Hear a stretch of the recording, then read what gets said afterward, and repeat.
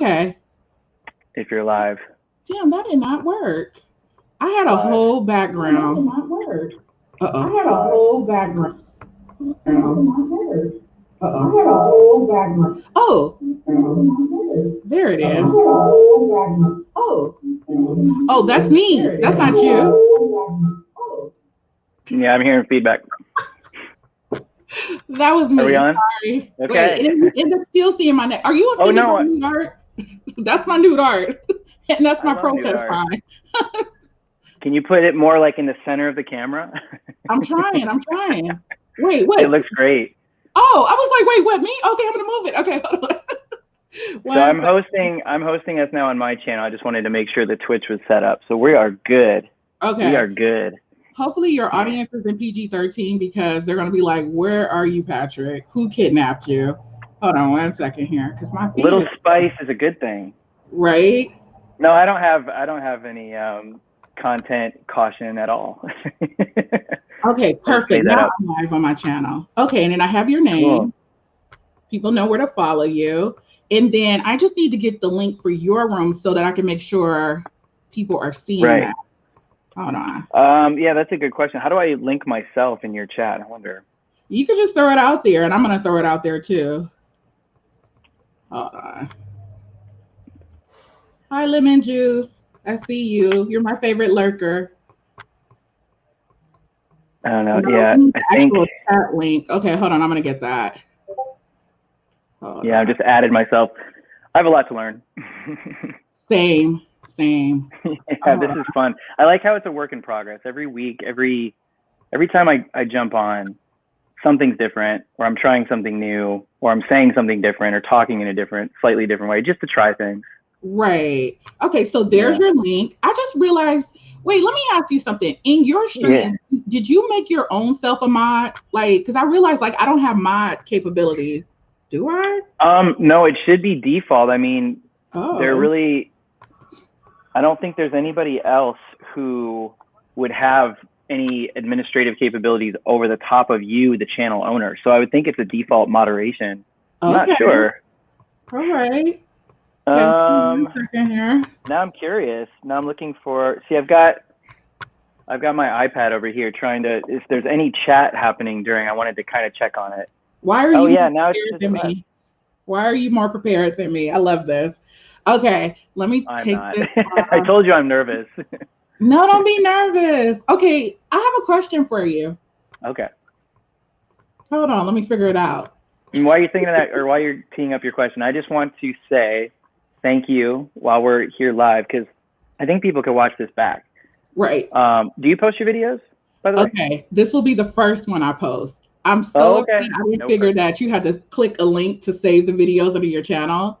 So I figured that out last night. I was like, oh, wow, that would have been a good interview to say. But you know what? Patrick's going to be the first one that gets say, what's up, D-Red? I see Oh, you. Hey, baby. Morning. this D-Red is is saying exciting. morning to you, Patrick.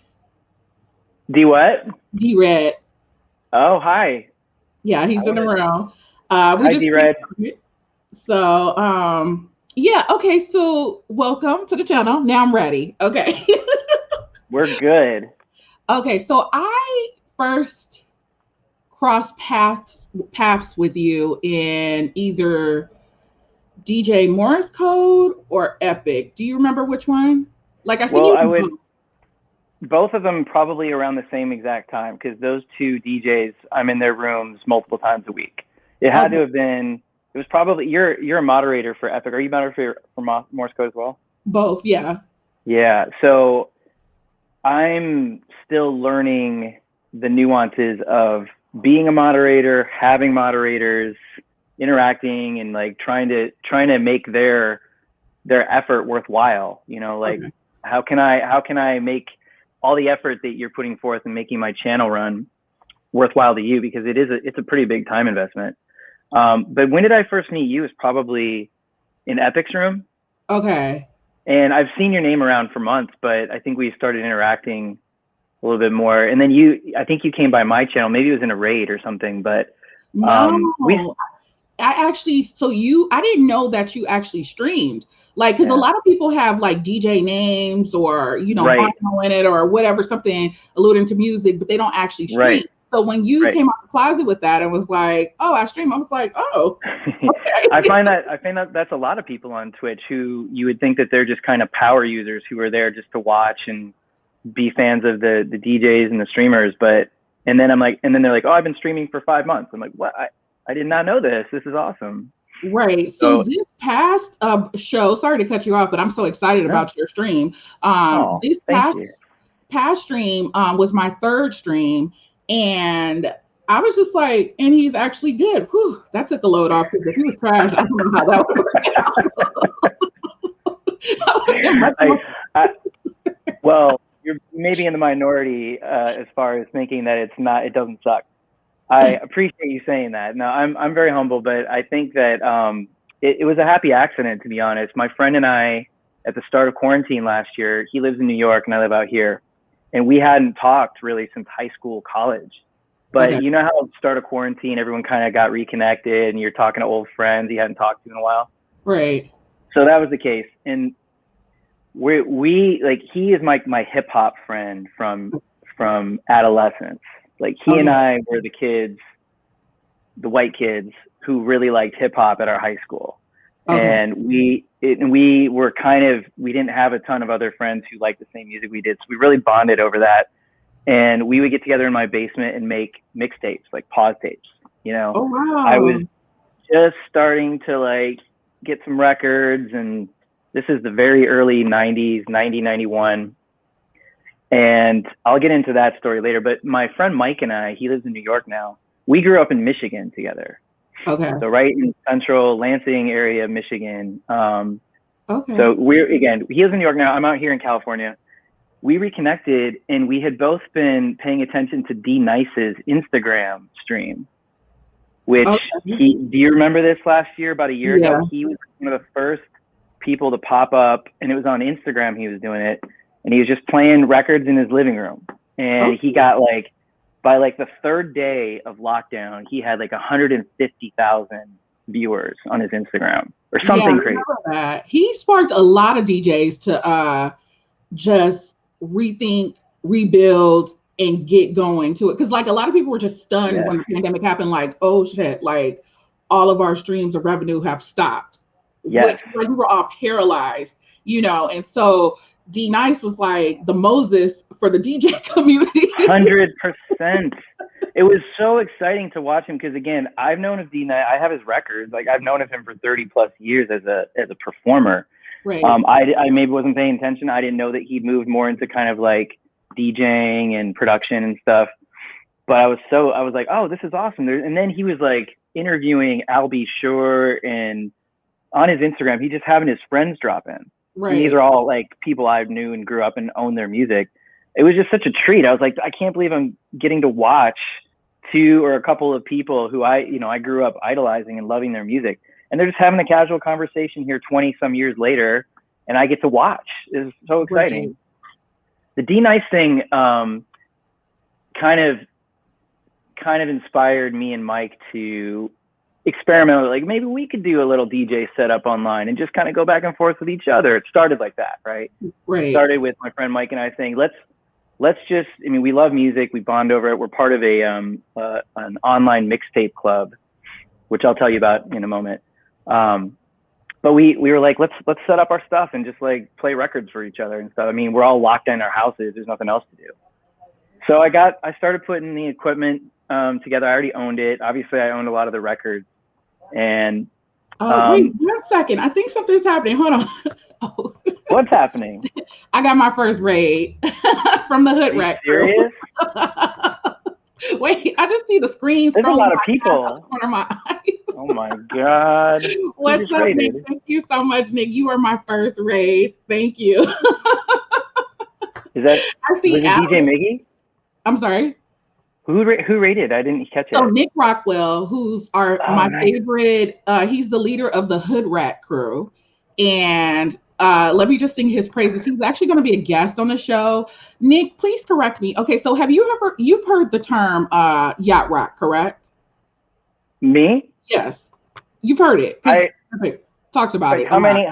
how many records would you like to hear So from that Nick is genre? the Yeah, father absolutely. of that term. He's the person. Nick can correct me, but he's the Oh, person who invented that term. And so oh, when you're all the one who did you did the video. He did the video on YouTube with the guys.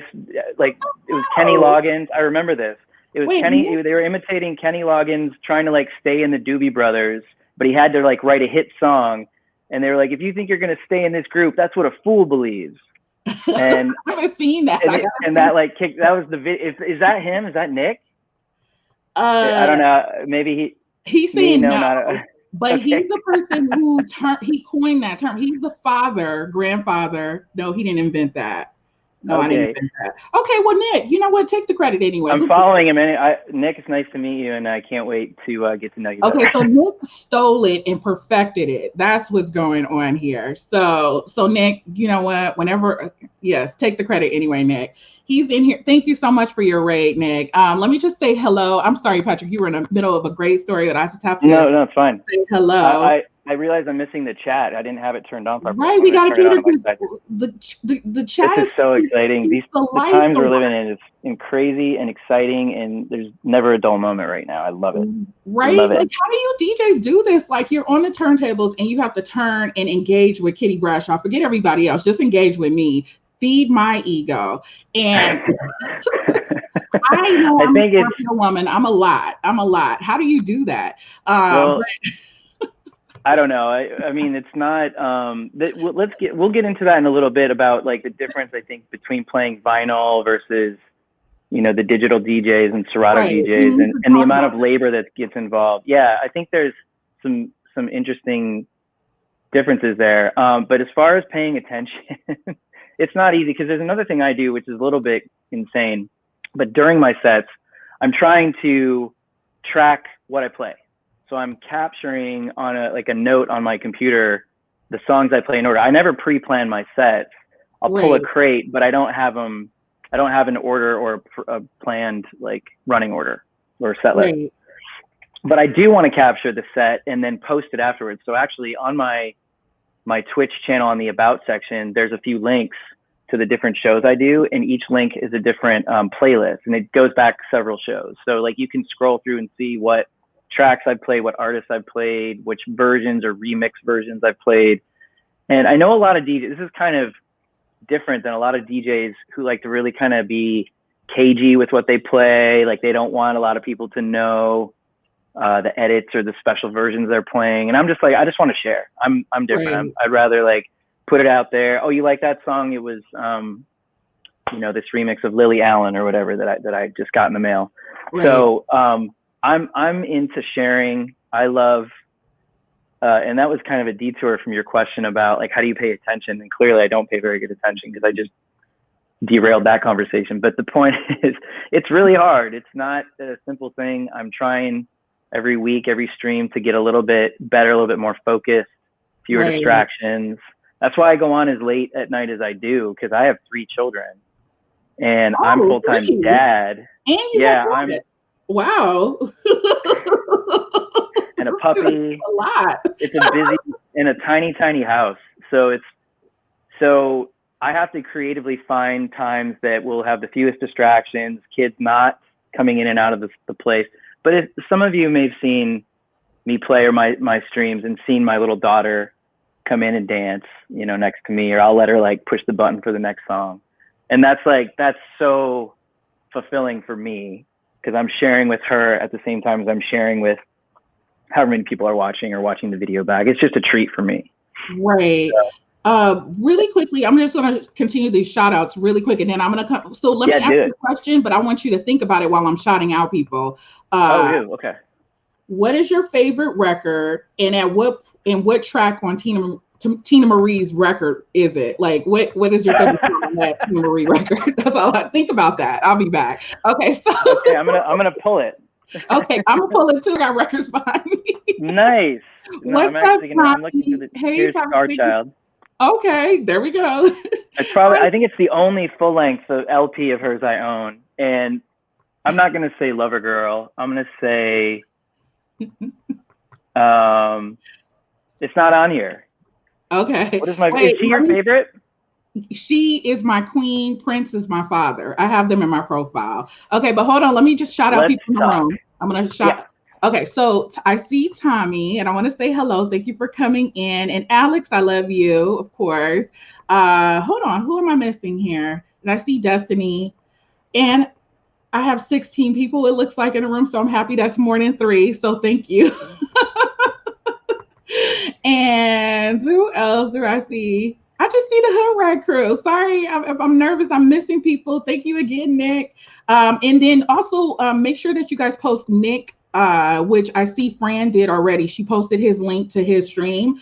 Most of the room is from his stream, so you guys are already following. But I just met Nick today on a sex chat, so I'm gonna follow Nick, and then and then also Details.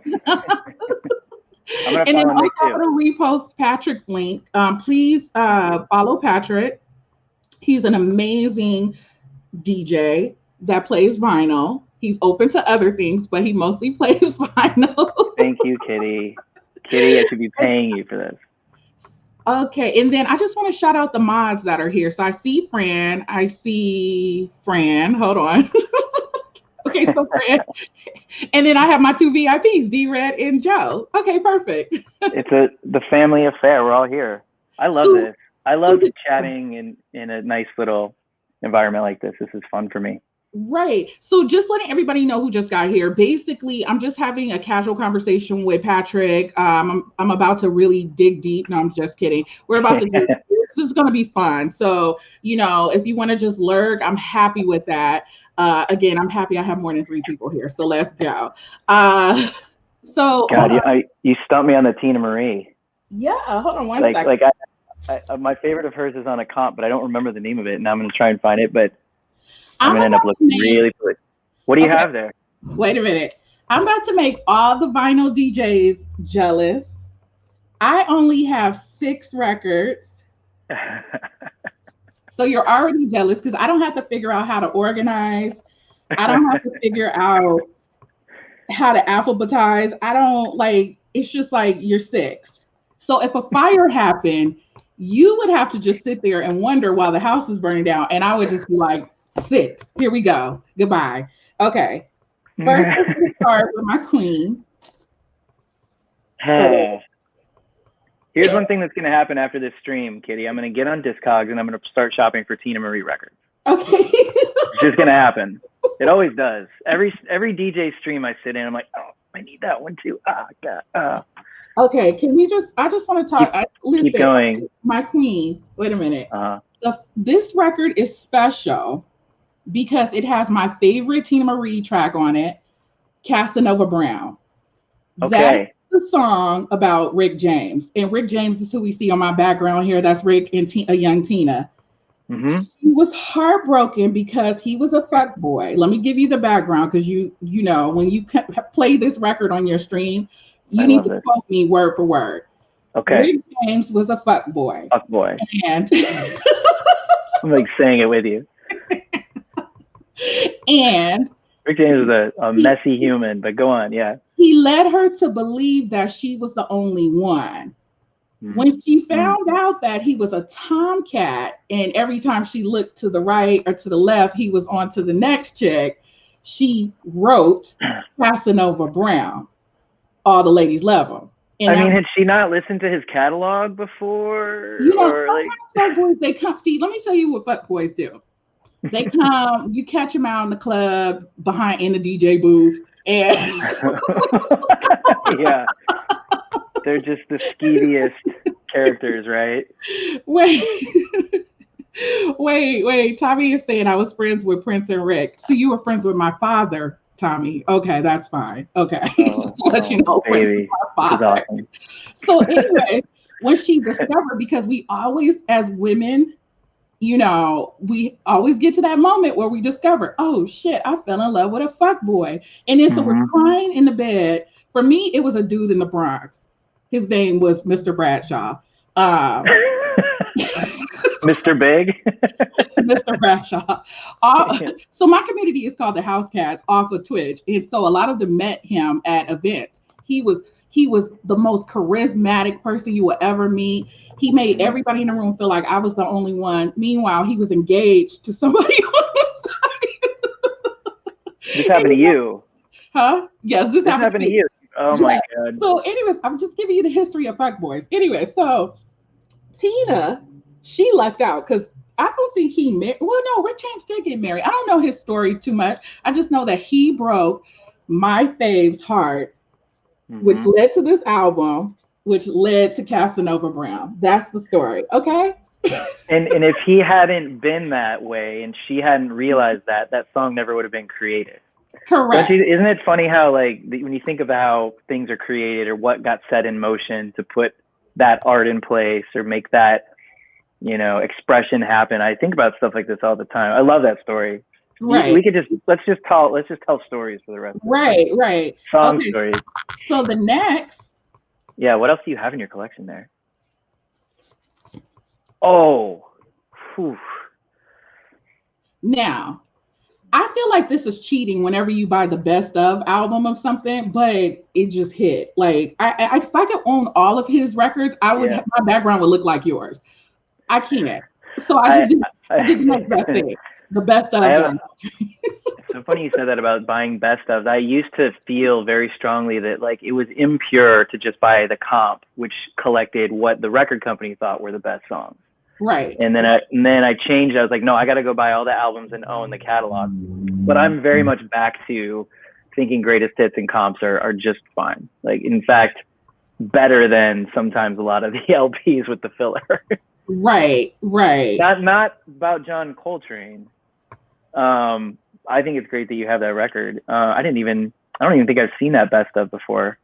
Yeah, because But LA has the best flea markets. I mean, I might be biased, but yeah, no, no, actually, I take that back. I discovered that at a flea market in Virginia. I was doing a press trip, and yeah, I was like, ooh, flea market. I'm addicted to flea no markets. kidding. So I found that there. Well, there's Um, so much to explore, and it's just like an explosion of color and old people's older artifacts that are like right, being repurposed. It's exciting to be at a flea market. right. When I get old and die, you get nude art. You getting a deep freezer. You getting a emerald green couch. Like you guys would be lucky to get my shit. Okay, Ah, listen. Next album. Next album. love this. Okay, so this. Okay, so back in the '70s, most of the people in this room weren't born yet, but listen, Hmm. they used to love to do nude art, and oh gosh, I just forgot. It was that Eddie Murphy movie, and he did the comic. It was the one before Coming to America with Wesley Snipes. Anyways, that was Oh, the guy. Golden Child, No, not Coming or to America. This the first one, the second one. Dolomite. Dolomite was the person who started oh the records with the nudity on it, and so you guys yeah, are about to see a the little bit party of records. nudity. That's right. This is actually the extreme. So you could actually buy this album, which was like a full on porn type thing. So be prepared. Right. Now, if you are PG-13, cover your eyes. Okay, so this is Rick James's album. I want to see this. Oh yeah. Uh-huh. I've seen that one before. Wait, no, this is not Rick James. No, that's Electric Ladyland. Jimi Hendrix. I'm so Yeah. sorry. Yeah, that's the Oh, original uncensored cover. How did you get that? because I'm dope. That was never a question. I'm still like where, or tell me like where. You don't have to tell me the shop, but like what city? A You're flea there in LA, market, right? old people die and they give up good shit. I'm just telling you. Didn't you just hear you getting a new picture from me? A green couch and a deep freezer. Listen, yeah, Jimi That Hendrix, the Electric Lady. Okay, Electric Ladyland. There's a studio in New York named after that record. I And have all the nude women. It's like a full-on Playboy. Who in here has that? Thank you, Drucker. I'm dope. Yes, thank you. Appreciate it. You're dope too. Wait, yes. yeah, this I is want awesome. to see Like who has it. We should ask DJ Epic. Does he have it? Because he has a lot of records and also Morse code. Ooh, is this yeah. my chance to impress them? It might be. They'll be Okay. impressed. They'll be impressed. I'm Okay. Hold impressed. on. I'm almost done. So this one. So I have 3 more records to go. I want to impress everybody in the room. I really want to impress Patrick. I'm already impressed because I don't own those two. I don't own the Jimmy one or the John Coltrane one or the Tina Marie one. I don't own any of those. Okay. Keep This going. This is exciting. This one I got at another press event, but it was actually given to me. So when Bessie Smith, when they had that Bessie movie with Queen Latifah. Oh wow, look at that cover. So this is a mint record. It's not a remake. And they gave it to me for free with a record player. So here's the thing. So I'm a writer. I cover press events. I hate doing entertainment events, but I was just like, fuck, fine, I'll do it. And so I went to the Bessie Smith HBO event here in downtown LA. And yeah, they gave everybody records and record players to play it on. And so this is what I got. So I don't know what to do with it. Well, there's several people on Discogs who would pay you a lot of money for that one. Really? That's just, but that's the thing is like, I don't collect records for their monetary value like you, right? It's like, I collect them for the stories and for the memories. Right. Right. You're like, this dead person died and I got the record. I went to this event in LA from a studio and got a record player and this Bessie Smith. You'll never forget that. That's what I love about music so much, and what like I really intended to convey to you this whole time is just like why I care. Like why do I spend all my time, energy, and money collecting physical media? Right. It has everything to do with what it reminds me of, how it makes me feel. When you hold it in your hands, it's tangible. You know, it's like it's art. It's Right. really hard to consider streaming or digital music art when you can't grab onto it, when you can't, you know, hold it, share it, whatever. I'm getting verbose already, but the point is that weird to say like when you smell the records, like you can smell like the history. Like you don't get that from CDs, or I don't even know if we buy CDs anymore actually, because like if somebody gave me a CD right now, they would have to give me a CD player. Like yeah, well, what to do with it. A little bit less so with CDs because they were digital, and so it's still interrupted sound. Like I'm really big, I'll nerd out all day on how analog sound is so much better, like literally better for you to listen to than digital noise, because digital sound is all interrupted signals. Right. So CDs, I mean, they were still physical, and you could collect them and own them and have them in your hand, and they came with art, but they were shrinking, right? It was getting smaller, and it was plastic. It felt a little less, you know, I don't know, familiar. Just it was a little colder than the vinyl record. Right. So I think, but now with like streaming, it's convenient, but for the cost of that, you give up a lot of, you know, like what happens in your brain when you do listen to music, especially analog music, is, you know, it releases oxytocin. It makes you feel certain emotions or certain ways, or it evokes memories. Right. Where were you when you first heard that song? Right. And as our brains only hear more digital noise or digital sounds, it's harder to keep those imprints in our heads. I mean, there's science behind this about analog versus digital. But that's why, like, I've just fully bought into that concept, and it helps me justify all the time and energy I spent on the collection. But yeah, what else do you have in your? What else did you get there? Okay, I'm gonna go through the last two, and then we should read the comments because people are dropping gems in here and we're missing them. All right. Okay, so my last two, I think everyone should have. Like, if you're a DJ, if you don't have this, that from the back. Wait a minute, hold on. Do you have this one? I do. I love that painting so much. Right?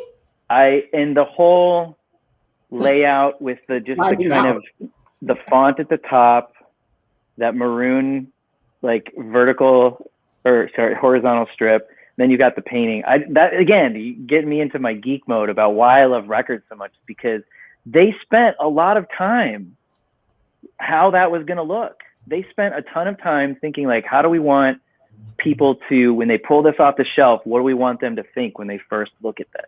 Right. Forget about even hearing it. It's just seeing the cover, and the art that went into making that I Want You record cover. Right. Must have just been a ton. I've never like checked to see. Wait, does it say it? Oh, it might be a signature on the bottom. Yeah, Ernie Barnes. Now I gotta Google and see what else he created, because that was amazing. Okay, so I'm sorry, I have two more. Okay, here we go. Nina Simone at Carnegie Hall. I was so ashamed the other day. A Nina Simone song came on, and I looked at my wife and I was like, I don't own any Nina Simone vinyl, like or like I don't own a proper LP of Nina Simone or even a greatest hits. I was very frustrated with myself. Like, you know, like that's not okay. That's not okay. And I need to correct that pretty soon. But they're so expensive now, and it's rightfully so because she's incredible. But what's on that one? That's a live one at Carnegie Hall. A bunch of songs that I have never heard. Honestly, I just got it because it was Nina Simone. Sometimes you just buy an album because it's the person and not necessarily a song. Yeah. That you were just like, Did you see her Netflix documentary? I did, and she lost a little luster when I found out she was an abusive mom. It was just like, it seemed like she was pretty sick a lot of the time, right? Like had mental health and what a story. But it just, that voice too. My wife was like, this voice is like, I haven't heard anything like this before. And it's like, I don't want to say acquired taste. It didn't sound like, her voice didn't sound like a lot of jazz or soul singers from when she was around. It was very unique. Right. And she opened a lot of doors for that because a lot of people wanted to hear more of that kind of raw, unperfected vocal tone. I think it was a lot of pain in her voice. I think it was a lot of all of the things that she had been through. It came out through that voice, and that's what made it unique. I think, don't let me fall down this rabbit hole because it will take up the whole show, but I think, stop after 140 characters. I think that's the problem with a lot of these new singers. They haven't been through shit. Like, they go through whole shit and then they're done. And then they think they know about love and relationships. And it's like, girl, no. Call me when you've been in love with a fuckboy for 10 years and you find out you're engaged to somebody else, girl. Then I want to hear what you got to talk about. You can't. That's a couple of albums worth right there. I listen to these girls talk about heartbreak. I'm like, girl, bye. No, or like, so I have the age of my children is that I'm hearing a lot of current pop music, and I mean I'm very judgmental on it. Obviously, I'm judgmental too. Let's go. Yeah, it's like there's a song about being mad at Disney. I'm mad at Disney. There's this teenage young woman singing a song about how she's mad at Disney because they gave her a perception of falling in love and being romantic, and it's just not true. So she wrote a song called I'm Mad at Disney. So, but I just watched the Notorious B.I.G. documentary on Netflix. Yeah, everybody's talking about that. Manny was talking about that yesterday. I'm just like, yeah, okay, I was surprised how good it was. Like, usually it's like, well, okay, I've seen all of the content on Biggie, so what else are we going to cover? But it was really good. And there's a quote from him in the movie where he says, when I made Ready to Die, his first record in 1994, he was narrating his life. It was what he'd been living up to that point. Right. Dealing drugs, hustling and stuff. So that it was experience, and it was like it was a diary of his life, and that's why it was so gripping and compelling and good. Right. Then his second album comes, and the interview, he's like, well, I'm not selling drugs anymore. I'm not, hustling anymore. So I got to rap about I got to rap about what I'm doing now. And if you listen to Life After Death, it's a lot of luxury rap, and, I can afford this stuff now. Even his first single, Juicy, was like talking about how well off he was, but it was aspirational, right? Right. Like when he made that, he was maybe still living with his mom, or, he didn't have all that stuff, but there was an important record because it was aspirational, and it was like, this is what I'm going to reach for. And then he got it. But back to your comment about how can you write multiple albums or even songs on the same topic over and over and over again? Right. You can't. Even when people are writing for you, if the subject matter doesn't resonate with you, it doesn't. Or if you haven't lived it, that's the difference. Like Nina Simone's, like the Tina Marie's, like Tina Marie wrote in pain. Like she was she was hurt. Like he jilted her. Like if she just belted it out. I feel even I was listening to some of Alicia Keys' first two albums the other day. Before the her stories. I mean, I don't get it. No shade. Okay, go ahead. I Go off. I think she's true. I think she's brilliant. But I think that see, we can get into this too. Is like, how do you separate the art from the artist? This is important to me because Ugh, we don't have enough this is time real. for I that. know. Let's get back together on my channel and do part 2 of like Yes, how, let's because do that's a that. very controversial topic. I mean, I own so many Kanye records, and I can't stop liking him, Right. and I can't. He was Wait, too who? important to I me. missed who the artist was. Kanye. Oh, Kanye. Oh, I thought you were Yeah. about to say R. Kelly. I'm like, you know what? This lady. No, But and okay, Kanye. and Yeah. then it's a fine line with Michael Jackson too. It's like, how do you? So hard. That's a whole. Let's make that a whole other Yeah, we'll do part stream. 2 of this. But Okay. It's important to like really, anyway. Can we just shout out really quick? I have one more album, and then wait, I'm gonna shout out the people in the room. But eventually, I'm giving you heads up. I'm gonna call upon you to grab a random record from your shelf and tell a small story on why you grabbed that, you purchased that. But hold on, let's shout out people. So first of all, I see Manny, who was here yesterday. Thank you so much. I love you, brother. Can't wait for your first stream on Wednesday. So I'll definitely be there. Hold on. Terry Bear is here. So my other mod and Kat is here. I love you. Shout out to the mods. Hold on one second. Breezy. What's up, Queen Breezy? I see you. Drucker, I'm gonna say hello to you too. Hold on. And DJ Remark. Oh my God. Oh, wait, is DJ Remark in the chat? Yes, he is. That's my sweet baby. I've been wanting to get. Remark, I want to speak to your manager though. Even though I love you, I'm still gonna always speak to your. Oh, the manager sent you a shirt. Can we talk shit about DJ? No, let me tell you. So I had purchased his dope hoodie. Like, I don't know what DJ Remark calls his community, but I would like to think I'm his number one customer that hasn't purchased anything yet. And so I went on one day during the pandemic board, like, oh, I should support one of my favorite DJs who has dope merchandise. So I went in to checked out, payment went through flawlessly, right? DJ Remark, guess what? I thought he hits me up. Oh, my bad. We're out of stock. What? Oh, no.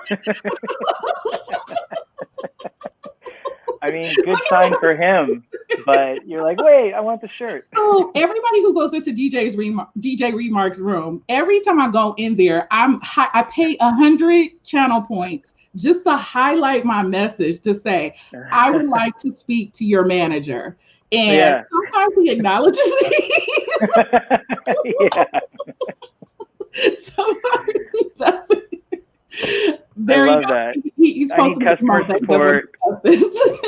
I need tech support. And exactly. If I had his hoodie now, I would have it on. We know.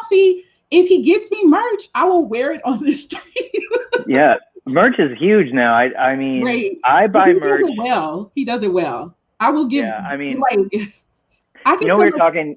Go ahead. I'm sorry. I was gonna say, Kitty, you've been talking a lot about like monetization and stuff, right? Really trying to help people. And first of all, I just want to say thank you to you for doing that for all the other streamers and just your general, your good-heartedness and your generosity. The streamers that I love, and even the ones that I don't even spend a ton of time in their channels, but supporting art is so important to me that like if I can just buy a shirt, right? Or this one's my new favorite. Slip mats, turntables, and Linda Nuves made these. Oh, these are Linda's. Oh wow! She just put these out, and that's smart. I love them. And I have a pile of like 10 t-shirts here. I'm gonna quickly. I don't want to take up all the time, but I want to show you because I want to shout out all the DJs. Merch. And actually, before you start, I'm gonna shout out DJ Tactics because I have his necklace. He sells jewelry, and so that's awesome. I don't know if DJ Remark or any of the other DJs in the room know. Like, I'm one of your followers who buys merch because if I fucks with you, I want to support when I'm out in the streets, stealing rims off cars. Like, I want people to see like, oh, that's a Remark. Hey, branded car rims. There you go. Listen, when I had a sponsorship with the Gap and I had to sign a contract, I'm not allowed to commit crimes in Gap jeans. And so it's a funny side story. That's like Google, don't be evil. Right. Anyways, okay, let's look at your DJ merch. Go ahead. Okay, so I just want to shout out. This is Records by Wolf in his Nerd Head shirt. Okay. He's That's actually pretty dope good. out of New York. He plays mostly vinyl, I think. Incredible. This is my good friend. He's based in LA. This is Hey Riggs. Okay.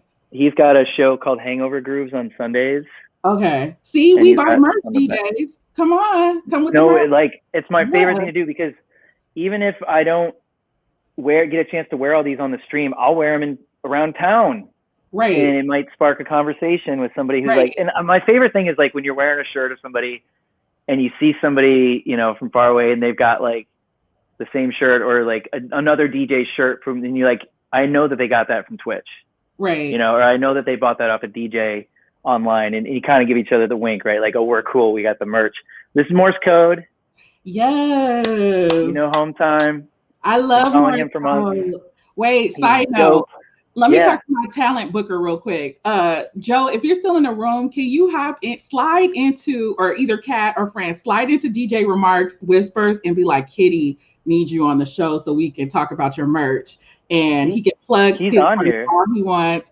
And offer him a coupon to McDonald's in exchange for being a guest on my show. Somebody do that and then come back. I'm open Friday, Saturday, or Sunday. Tell them anytime. Okay, that's it. Okay, keep going, keep going. Kitty, you're an industry, and that's why I love you. You are very enterprising and super talented. I love it. Here's DJ Epix. I got it in red. That shirt. He's terrible at promoting his merch. Oh my gosh, that is really cute. He's got a lot of it too. He's got different logos. He's got different designs. And most of these DJs have it so you can do whatever color you want of the shirt or whatever. Interesting. Here's a new one I just got, DJ Ageless. Oh, I You know who he is out of Canada? Yeah, he's so dope. Is he in Canada? He is in Canada. I like it. I always show my daughter or my kids in the room if I have one of the streams on and he's on. I'm like, look, this guy's in his shoe closet DJing. I don't even think it's a shoe closet, but it's just so. That's my favorite thing about Twitch is every person's setup is super unique. Right. Ageless has sneakers. Morrison Ivy. Morrison Ivy have their super cool setup, and Epic's got his like record room with the lights and stuff. Right. Everybody's being super creative. I got DJ Ivy's shirt. I want that Foxy shirt. That dog is a celebrity. It's comfy, and look at she did the sleeves, Foxy Brown lettering. It's so cool. Okay. And then the last one, I got two more. I love that we're taking the time to highlight the DJs, and Remark is in the room, and you had his shirt because unfortunately management didn't have my size. I'm very upset. Okay, go ahead. You definitely need to talk to customer support. Yeah, customer support. Yes. Mark Oxford, based out of the UK. He plays a lot of music I love. Do you know who DJ Mark Oxford is? I think did he recently just do a interview on Twitch Tips stream? Maybe, I'm not sure. He's in the UK. He plays a ton of like club and house and hip hop stuff, and all vinyl. He's all vinyl. Okay. He's awesome. And then I showed you DJ Remark. Yeah. Oh, and I got one more. Oh, wait, here it is. Oh yeah, Sam Tweaks just put out shirts. Okay, I do follow Sam Tweaks. I raided into his room from Epic one time. I wonder if he's a graphic designer because like his emotes are actually pretty interesting. Yeah, he changes them up from time to time, and they look great. You're right. His birthday, he had a huge raid party. Like I'm just going over like, wait, because I see so many DJs. Only a few I frequent. A few of them are in here. But yeah. With Remark's merchandise, I'm sorry to put you on the spot. I probably should wait until you come on the show, Remark, but he was the first person on Twitch where I saw they weren't using the standard. And I joked about this on the Monty show that oftentimes like they go through the different stream labs or whatever to create merch and they're using that word font, that word art font. Like, and it's not really, you could tell like, oh, I just typed up in my name and just printed on a shirt and the shirts are $30. And I'm like, I don't want to purchase that, And with Remark, I don't know if Remark is a graphic designer or whoever he's paying to do this, but they are actually creating branding specifically for him. And it's something I would be proud to wear around the streets if customer service would eventually restock my size. But look, like Ivy and Morse have custom tags on there, right? So I don't know if that means they did something additional with their design or what, but I think that's what you were saying, right? It's like not making it be the generic WordPress type merch, create Right. your own thing. And did I say Um, WordPress? I meant to say Microsoft Word. You guys know what I mean when you go. no, I said it wrong. You said it right. Okay, I I was know what you mean. like, wait, what did I say? Yeah. Yeah, Or but like you. one more. I forgot Oh, about. I got some stickers from Spinurita. wait. Um, Spin I think queen. She never sent me these are her. stickers. These are her old designs, but I don't have her shirts yet. I think she hasn't launched them for sale yet, but I saw her wearing one on her stream the other day, and I can't wait to get one. I Right, love right. So moral of the story is DJs who are in the room, DJ who is on the stream, like come out with merch. Like if you have a following, we will purchase it. Just don't come out with bullshit. Follow, be like Remark, be like, Ivy and all of Yeah. Well, like people really like to feel a part of something, and it's just as much about giving them some revenue as it is about like feeling part of their community.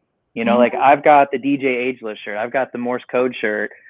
I feel like I'm in, like I'm part of their audience, part of their support crew, and it just makes it doesn't make me feel like I've done a remarkable thing. It just makes me feel like I'm part of something. Right, right. Oh, I forgot to mention too, Nick. Nick also has shirts, the Hood Rat Crew shirts, which I want to get that shirt. I'm just like, do I really want to walk around the streets of LA as a hood rat? Now, am I a hood rat? Yes, but do I need everybody to know that? I'm not quite sure. I have to think on that. But he definitely has merch that he wears. So shout out to him as well. If anybody is in the stream with links to like for example Remark's merch site, any of these people that we've mentioned, feel free to Mm-hmm. drop them so that people can check out their stores. Remark, I'm sure you have yours pulled up. I'm all about promoting you because I love you. Okay, Yeah, same. moving right along. So I'm gonna get to my last record. It's my father. uh I should have more records. Yeah, Dirty Mind. I mean, that one, there's not a bad song on it. That one gets real weird on side B with Sister, right? Yeah. Look at this. Look at my father with no drawers on. he just has He was stockings on. so innovative back then. He did not stay on one look for more than one record. Like that Right, was a very unique look just for the Dirty Mind period in like right, 1981 or 1980 that came out, and then 81 was Controversy. But right. look at the record covers. They're like the very next cover, Controversy, he's all buttoned up with like the bolo tie or whatever that, the purple sport coat and I don't even know what kind of tie it was. It's not a bolo tie. It's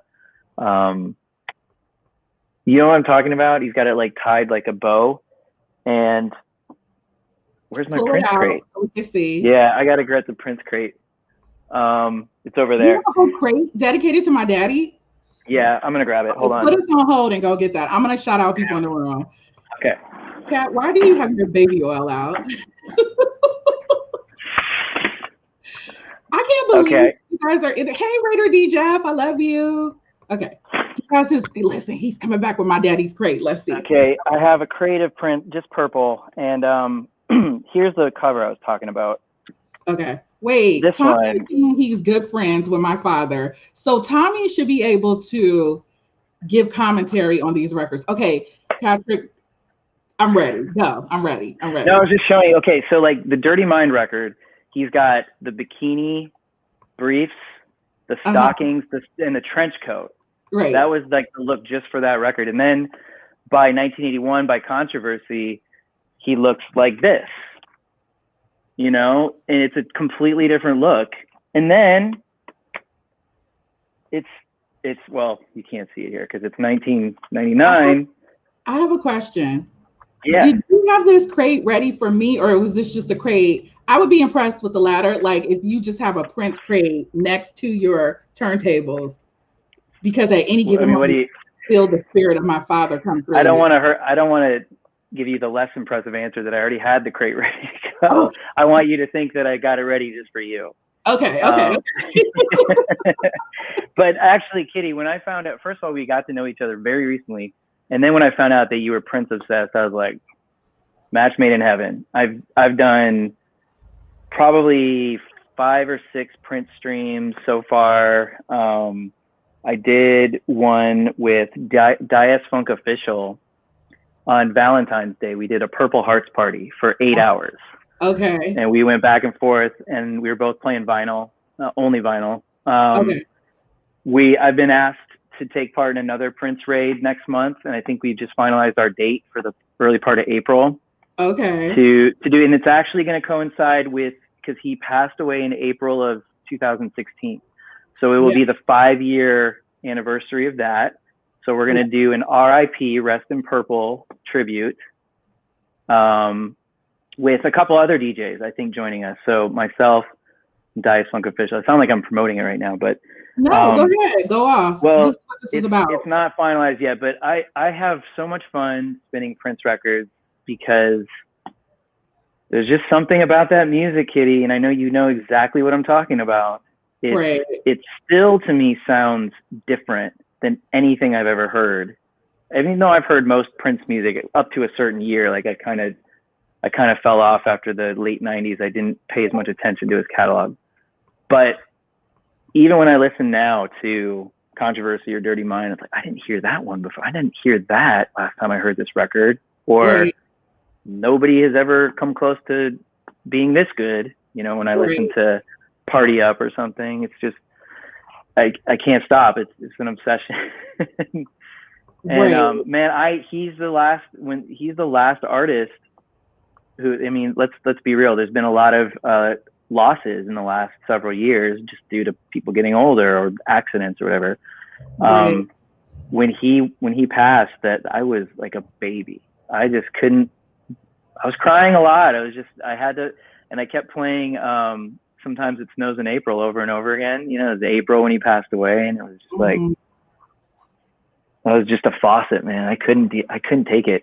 And I think it's just like, Prince is probably somebody I never would have liked to meet in person. You hear these stories about what he was really like, and he himself was, you know, very eccentric, and the personal relationships he had were very, you know, you just probably didn't want to get too close to him and be too close in his orbit. Right. I would say that, but I wouldn't want to meet any of my heroes like that, right?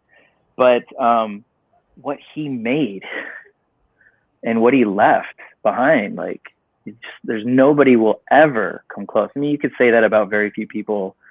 And we were talking about Sam Tweaks earlier, and obviously I think of the Beatles, because Sam did a Beatles stream recently. It was like not Beatles songs, it was all their solo stuff afterwards.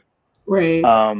But you think of these artists like the Beatles and Prince, who just, there was never anybody like them before, and there will never be anybody like them after, as much as people may try. And it's so, and I think we can just rejoice that we have it. We have the music. Like, we can go back to it anytime. We can immerse ourselves in the Prince. You know what I'm saying? Right. I have a question. Is it okay? As much as I love my father, is it fair to say that there will never be another person like him? Because I feel like the universe always gives us that person of generation. Now, I think the universe skipped 2 generations with this one, because I haven't seen anyone yet that's close to him. But I think eventually, you know, we will have somebody that, you know, like, so let's talk about the people who were before Prince's time, because I'm not going to mention Michael Jackson. Michael Jackson is dope, don't get me wrong, but like, the Wonders was the closest thing. Like Stevie Wonder, are you saying, DJ Remark? I was going to mention like Sam Cooke. Like, we're still celebrating his music. He died at a young age, but he was dope. Who else? I'm sorry, I've drawn a blank here, but who can we say? Well, if you're thinking of like, you know, original artists like Marvin Gaye or like, like Prince didn't want to. He didn't want to be a soul singer. He didn't want to be categorized like that. Right. So he, the reason that Prince is Prince and that we look at him now, I mean, but you have to, like, perspective is really important, because in the early 80s, Prince was not Prince. He was nothing, you know, like, he wasn't on TV all the time. He wasn't on every magazine yet. And when he was out, he was kind of a freak. Like, people really put him down and made fun of him. There's a story about how he was invited to open for the Rolling Stones at a big stadium show in like LA, and this was like 1981, 1982. So I don't even think he had he didn't have Purple Rain out or even 1999. So he was still very new, just getting established. He was booed off the stage. The Rolling Stones audience pelted him with cans and bottles and chased him off the stage. And he left town, and it was like it was a thing where they were going to play 2 nights. So he left. He's like, I'm not going to play the second night. And Mick Jagger called him and said, please fly back. Please, I'm going to talk to the audience, and we want you to open for us. Right. So Mick Jagger like begged Prince, again, pre-fame Prince, to come back and play those shows. And it was the same reaction the next night. They hated him, they booed him, and just trashed him. And you think about, even in like the 90s, they were making fun of him like crazy on shows like In Living Color and Saturday Night Live. He was a punchline, and it's like how we think of Prince now is so different than when he was like active, and I think that you have to kind of remind yourself that Prince was never always Prince that we think of him now. It had to get to, he had to create everything he created, and time had to take place, and people had to put him down, and he had to deal with all those detractors to become the legend that he is now.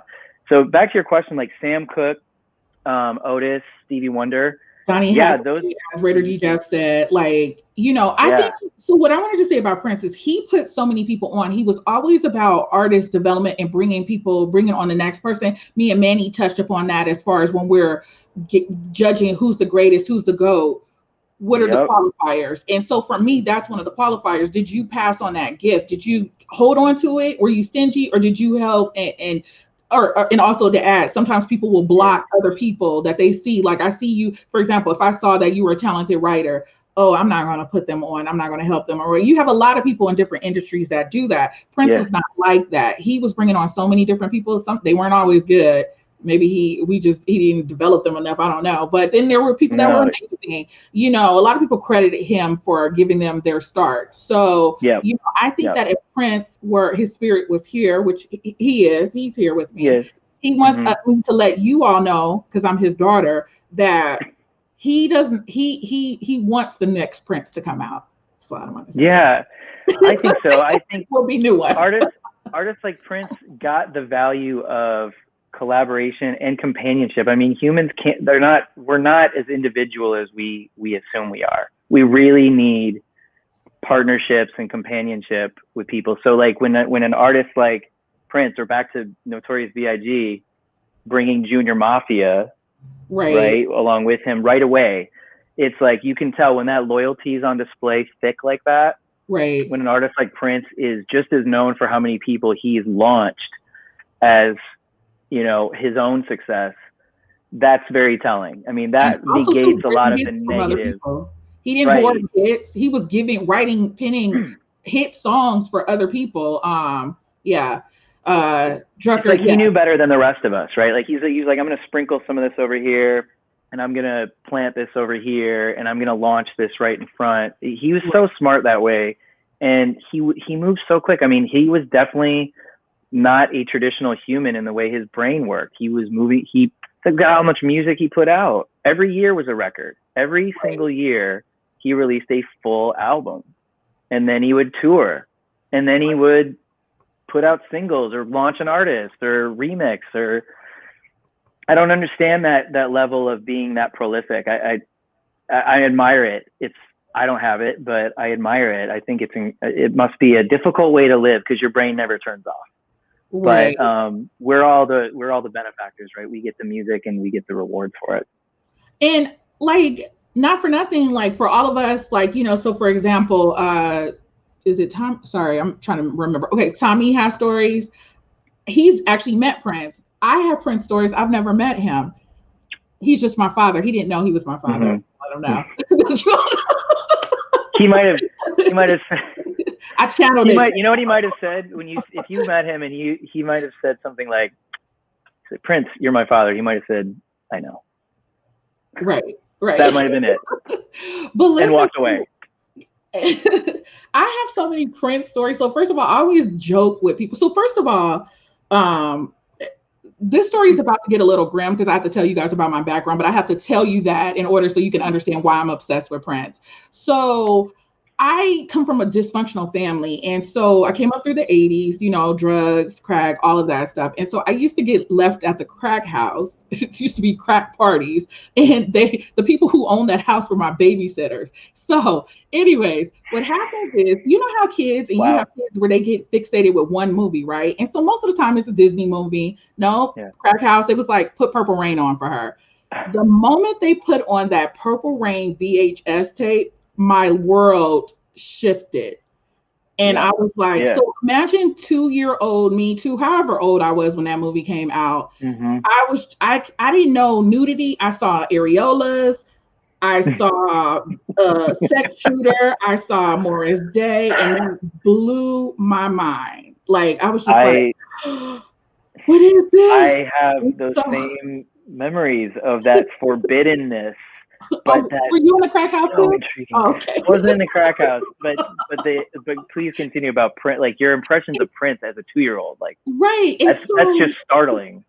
so anyways, here's the story. The whole family, even though I'm the black sheep of the family, and you wonder why, right? So, anyways, the entire family is like, they will tell the same story to you. She Mm. would scream bloody murder if the tape was not played. So I've seen Purple Rain 100,000 million times. And literally, snack time, you would wake up, breakfast, snack, lunch, dinner, and in between was Purple Rain. Mm. So sometimes they have stories where they will say, a couple times we tried to take the Purple Rain tape out and it was all hell. And so Yeah. from that point on, so I kept watching tape over and over. And then, oh God, Under the Cherry Moon came out, all of his other Oscar worthy films. Let me just say that. Even though he didn't win an Are you Oscar, gonna put Graffiti Bridge in the Oscar-worthy category? all of them. Okay. All of them.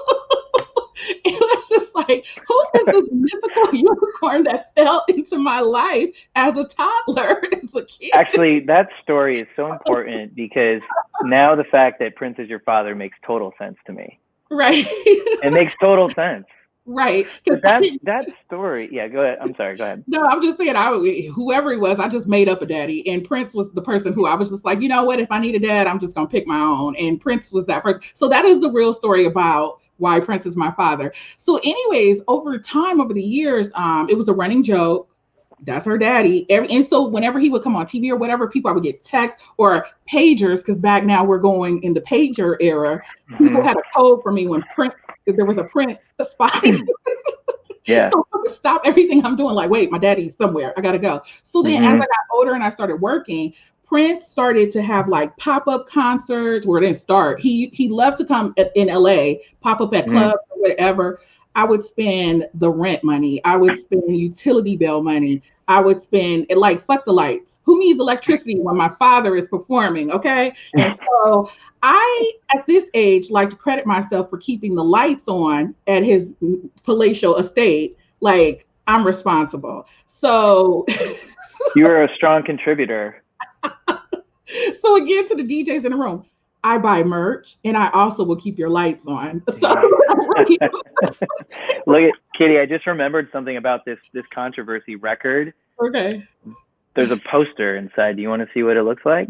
please. I don't know if your audience is ready for this, but you did mention that PG 13, you met hide your kids. yeah, Okay, you met some folks in the sex chat, so this yeah. is this will get you a little bit moist. Look at that. I've Look never at that. seen that. Now I'm a grown man holding a Prince in a bikini poster up on this stream. And I love Don't look it. at my father too long, everyone. Okay. You might burn your retinas.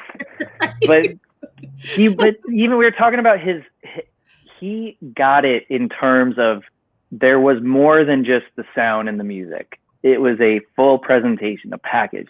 He had to have an image that was intriguing, which meant that he was going to keep evolving it, Right. keeping people on their toes. Like you can't put a record out every year with the same look, same clothes, same sound. Bye-bye audience. It won't work. Right. He got that. And then he got that as far as permeating his sound with other artists that he launched, even his work with Sheena Easton and obviously Sheila. And I mean, you can name all the dozens of artists that he worked with, but my 9-year-old daughter the other day heard Manic Monday by the Bangles. It's her new favorite song. Really? And I explained the story of it. And then I was like, remembering, I was like, yeah, I would have loved, that's the period I would have really liked to know Prince and been following him closely when he was hanging out in LA in like around 1985, making Around the World in a Day. And which was very psychedelic. And he was like into like a lot of the rock bands and that Paisley Underground of LA with bands like the Bangles, the 3 O'Clock. These were rock bands. Right. There's others, I'm forgetting their names, but he was getting influenced by them, and he put out a whole record, Around the World in a Day, that sounded like who he was hanging out with in LA in 1985. So, like, he was a sponge himself, you know, like he reflected the environment he was in and the time that he was living in and all that stuff. And I just think that's why I love him so much. You know, he himself was a mirror. So, he hated when people talked about him like right. But Tommy, I'm his daughter. Okay. Let me tell you, Tommy, he's less concerned about what I'm doing now and more concerned about what the sister is doing, my aunt. Okay. She's releasing all of his music that he didn't want you guys to listen. She's the licensing and the marketing and stuff, like everybody's playing he's pissed at her. He's not concerned with me, so it's okay. During his trying time. To be, and it's all out of respect. I don't have a bad word to say about him. Tommy, I'm just saying, go worry about that aunt. But listen, okay, so one day, so I was at another press event for the Roots Grammy party, and so that party or that event, the Roots, past tense, I think it was like 3 days in a row, 4 days, however long the Roots do that. And so on the second night, I was already burnt out. And so because like I had press credentials, I didn't have to wait in line or anything. So I kind of bypassed the line and I was hanging out at one of the bars next door. And so it was like an old timer bouncer. And he started telling me Prince stories. He was like, yeah, Prince pops up here all the time. And he started like just going into the history of Prince doing like pop-ups at clubs and, you know, personality.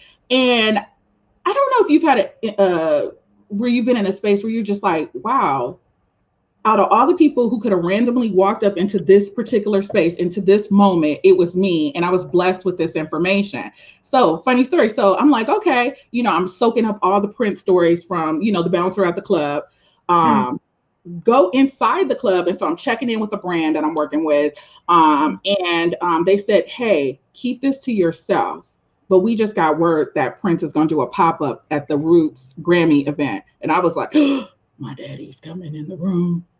So your nerves are like this, right? I'm like, my daddy's coming in the room. This is before he died, right?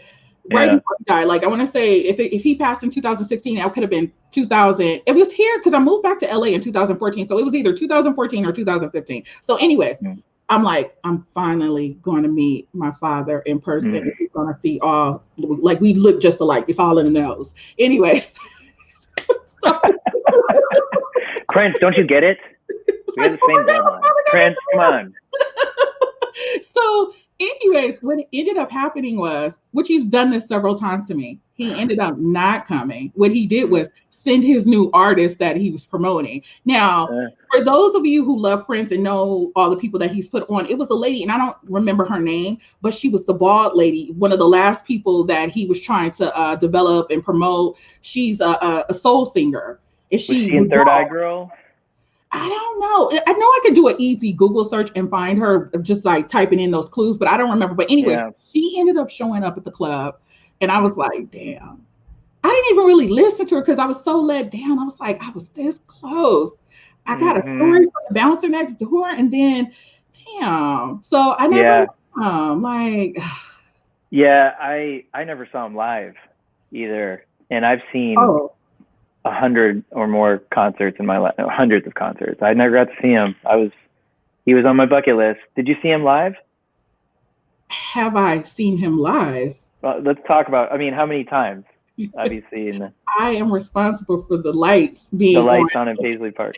Yes. What was your single favorite? I want to ask you two questions. What was the just all around best quality you've seen him? Like what era was it? Why was it so good? And then what was the weirdest, most bizarre time you saw him?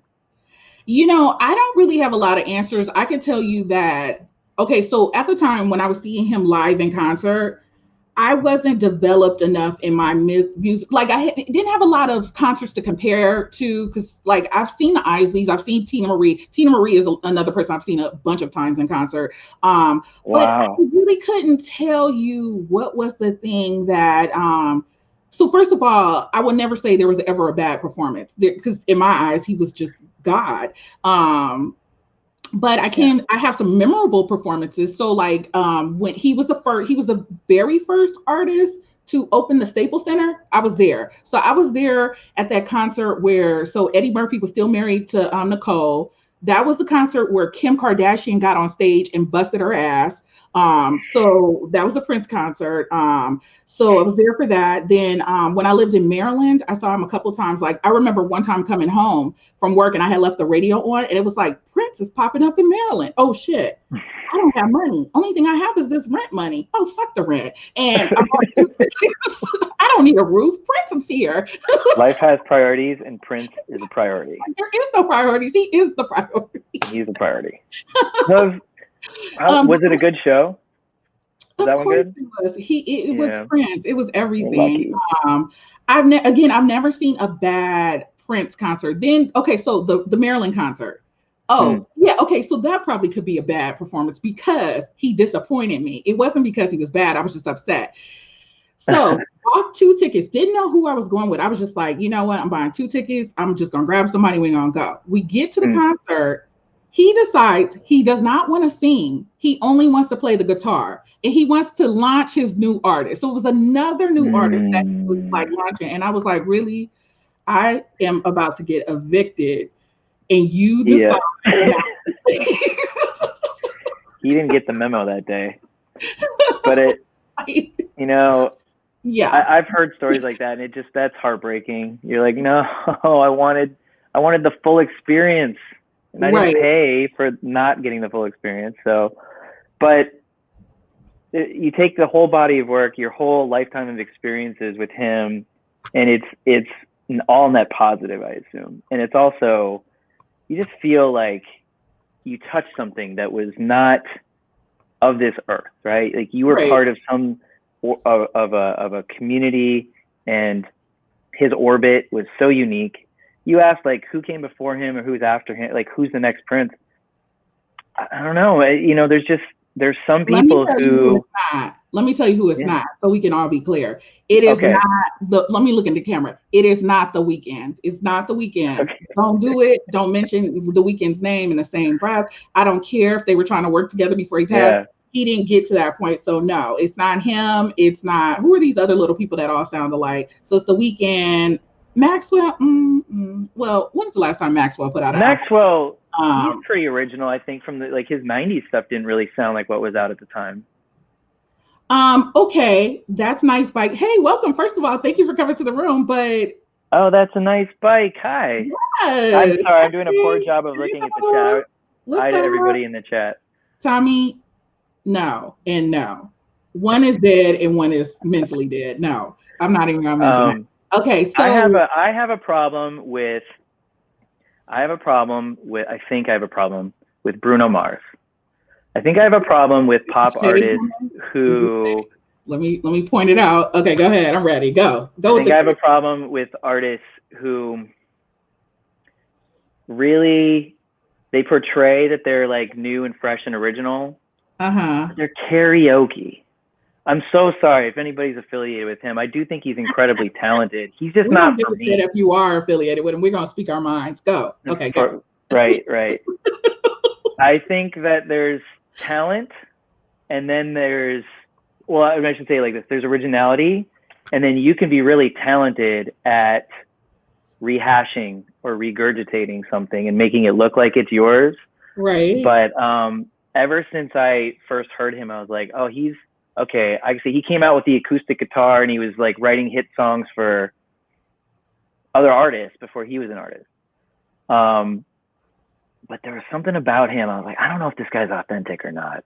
I just couldn't feel it. Like with Prince, Wait, can we do a poll? Moderators, one of the moderators, can you do a poll? I started a big controversy Wait, should right we now. do we like Bruno Mars or do we not like him? Something. You guys can get creative. Well, we need a poll. If you like him, no disrespect, because again, I like karaoke acts sometimes if it's harmless, but I'm such a nerd about it. I mean, clearly I spend a lot of my time trying to just ingest music, and I want what I'm putting into my brain to be meaningful, or something that's going to teach me something, or something that I've never heard before, something that made me look at the world a little bit differently. Okay. And I just don't get that feeling when I listen to his music. It's I'm sorry, it sounds disrespectful like crazy, but I really go for originality. So, okay, I'm looking at the comments. I have something. Did I start something? No, Tommy is very opinionated and I love it. But Tommy is really like, he chooses violence. Tommy woke up and was like, I choose violence today. And I'm going to come onto Kitty Stream. Tommy, okay. Who does more coke? We've all heard about the drug use. Okay, I just have something to say. I watched the, what is that guy's name? And somebody just said it in the room, Bach or Pac, whoever that guy he just partnered with, which I'm not familiar with that person. Anderson .Paak. Pac, yes. I'm not familiar with his discography. Somebody maybe has to come on the show and show me. But listen, hey, what's up, Tunchi? I saw him do an interview on The Breakfast Club recently, and I was looking at him and I'm like, why is he starting to morph into J-Lo's ex-husband? And I can't, Mark Anthony. Why are they starting? So I didn't want to, I heard about the drugs, and then I know crackheads clearly because I got babysitted by them. Are you talking about Bruno Mars still? Yes, Bruno Mars was doing an interview with Anderson .Paak. Am I saying that right? And I was looking at him and I was like, ooh, the cheekbones, all the signs of all the people. So all people who grew up in the 80s in LA and in heavily drug areas during the 80s, we all know what that looks like. And I was just like, man. You're kind of heartbroken too, right? You're like, another, we know how this ends. Right. Pack. Thank you so much, Nice Spike. I appreciate you for correcting me. Bruno Mars does make good music. Do I consider him the next Prince? I think that Bruno is a visionary. Maybe in 10 years, if he lives to see 10 years from now on this path, he could potentially grow into Prince light. That's all I got. Bruno? Yes.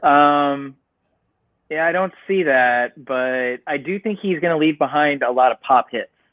And there's something to be said for that, Patrick, you just throwing shade. I'm trying to I'm trying to be diplomatic. I'm trying to be like, I don't actually hate the guy. I try to be positive when it comes to music. If anybody who puts themselves out there and anybody who gets the bravery and courage to be a performer and display themselves like that, good for you.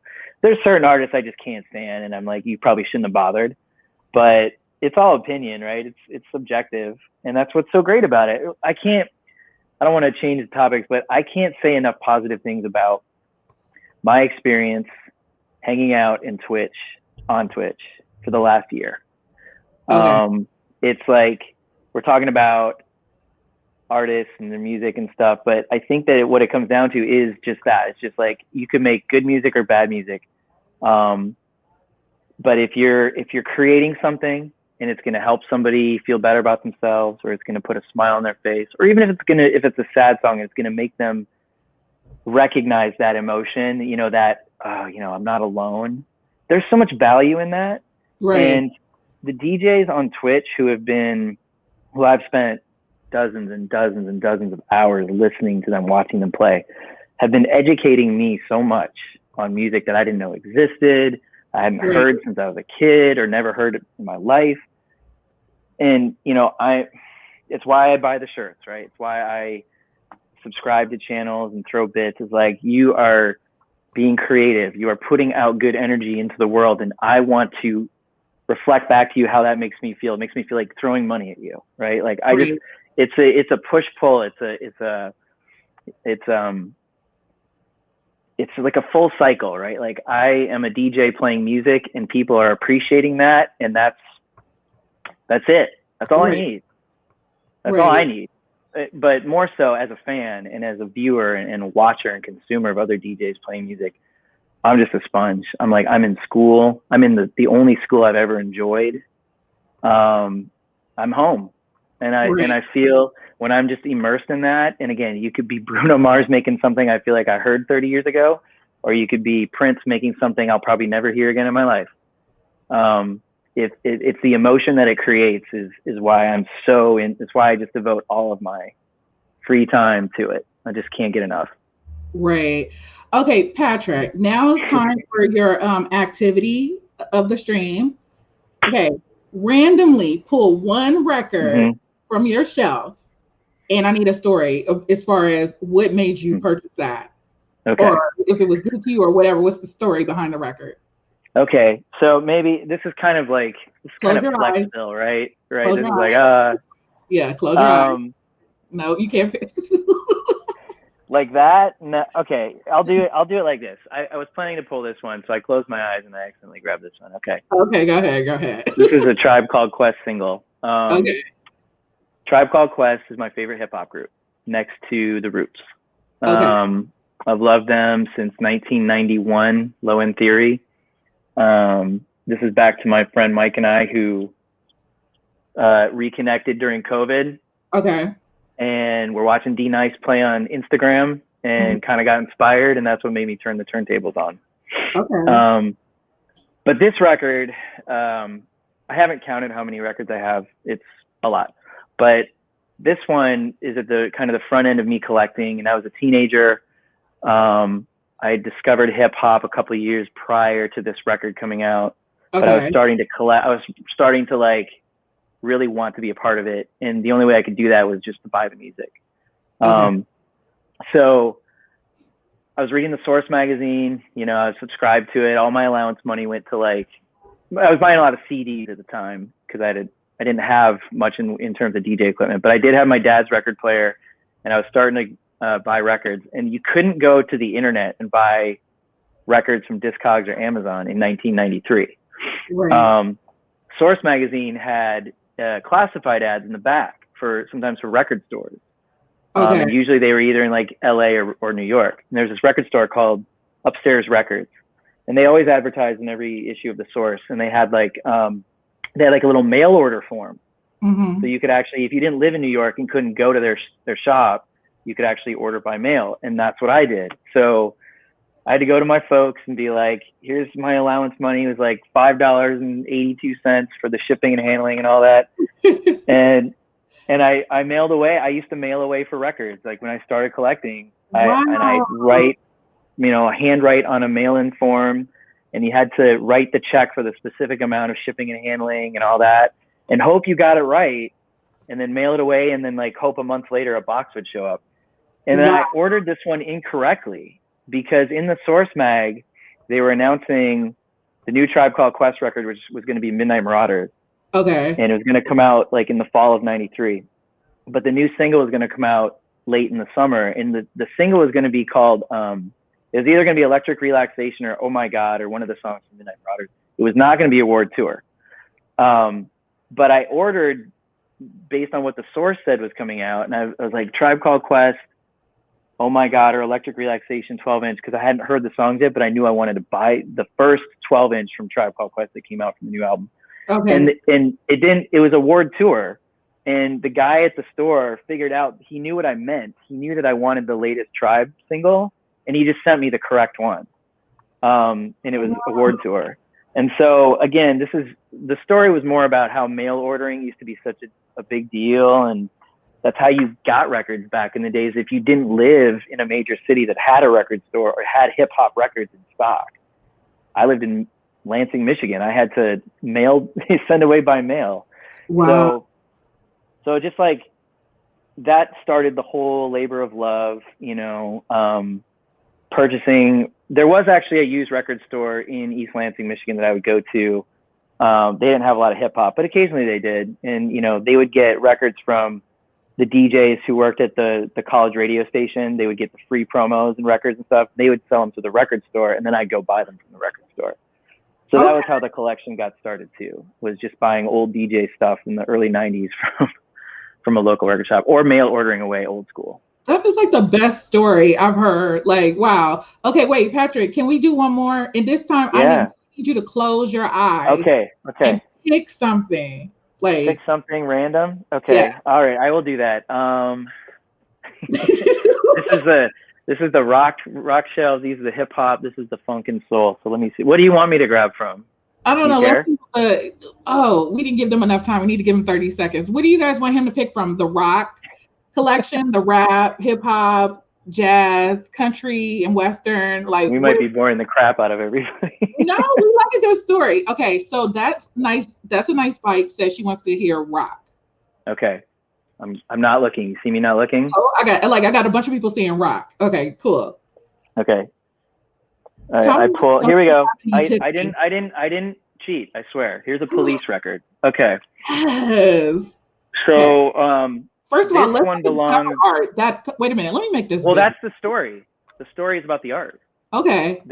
This album has, if you go on Discogs, according to them, there are like 37 variations of this cover that exist in wherever. Okay. And the variations on Synchronicity are the color stripes are in different positions. The photos are all different because this looks like a collage, right? Like there's versions where that's Stuart Copeland in the tux. He's not on there on some versions of this record cover. Wow. And yeah, so like Sting holding the skull, this is not on every version of Synchronicity. And again, this might have been red and this might have been yellow and blue. So anyway, so I love stuff like that where it feels like the record label is just kind of messing with people. Right. But in a good way. Like I used to collect baseball cards for a tiny second. And there was a thing about like you had to get the first edition or the card that had the error printed on it, or the limited edition version. Right. And I think that they definitely, now there's big business in putting out the rare copies and the colored vinyl and the limited with the specialty pressing and all that. But I think that back in the day, they just kind of did it super subtly. They didn't really make a big announcement about it. I didn't ever see MTV and hear anything about 37 versions of the Synchronicity records. Right. I think I've heard of that. Like, who even knew? Like, I feel like we're getting so much knowledge just going through your records. Like, I love this. Go ahead. My favorite thing ever. I'm a geek. But this album was part of my wife's collection when I met her, and she's a huge Police fan. Is that what happened? Can you not tell her that? I mean, that's, okay. We all know that's the real reason, but like, let's. Just kidding. Just read it between the lines. She's not into records or anything. She just happened to have her old records were still in her collection when we met. Okay. And just kind of merged. She only had, I don't know, she had like 20 or 30 records, but she had like she had U2 Joshua Tree, and she had some of the other like big 80s blockbuster records that I didn't have yet. Okay. And so I gladly inherited them into my collection. But so I'm thinking to myself, like, while I'm dating, hide my 6 records just in case a man might want to marry me just for these 6. Like, or if he goes on a podcast or Twitch stream at some point and wants to try and take credit for your records, you'll know. You can get on there and be like, those are mine. Wait, hold on. Did you show all of yours, by the way? Did we see all of them? Yes. Okay, I want to make sure. Also, too, if you guys hear noise, that's the garbage can going by. I told you guys Hollywood is the hood, so just go with it. Okay, so I don't hear any. I'm good. It'll get loud in a minute, and it'll go away. Okay, so we're at an hour and a half, and I'm enjoying you. Are you like? Do you have another 30 minutes in you?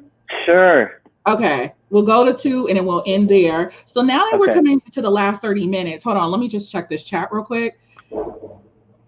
Kitty getting out. I want to say hi to everybody. Yes, please, because you have people who came in. But hold on one second. Let me. Well, thank you for that. And I just want to say, like, I'm not a huge streamer. I don't have thousands of followers or anything. And the streaming was, like I said, a happy accident that I have all these records. We all have the time right now. Why not?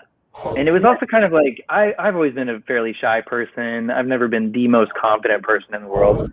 This has been I'm in my 40s. This has been one of the life events for me that has really like re-energized me and made me feel like I'm not just another person dealing with the quarantine and all that, but rather I've got something meaningful to do during this time. And even if it's just watching or listening to other DJs, that is time well spent to me.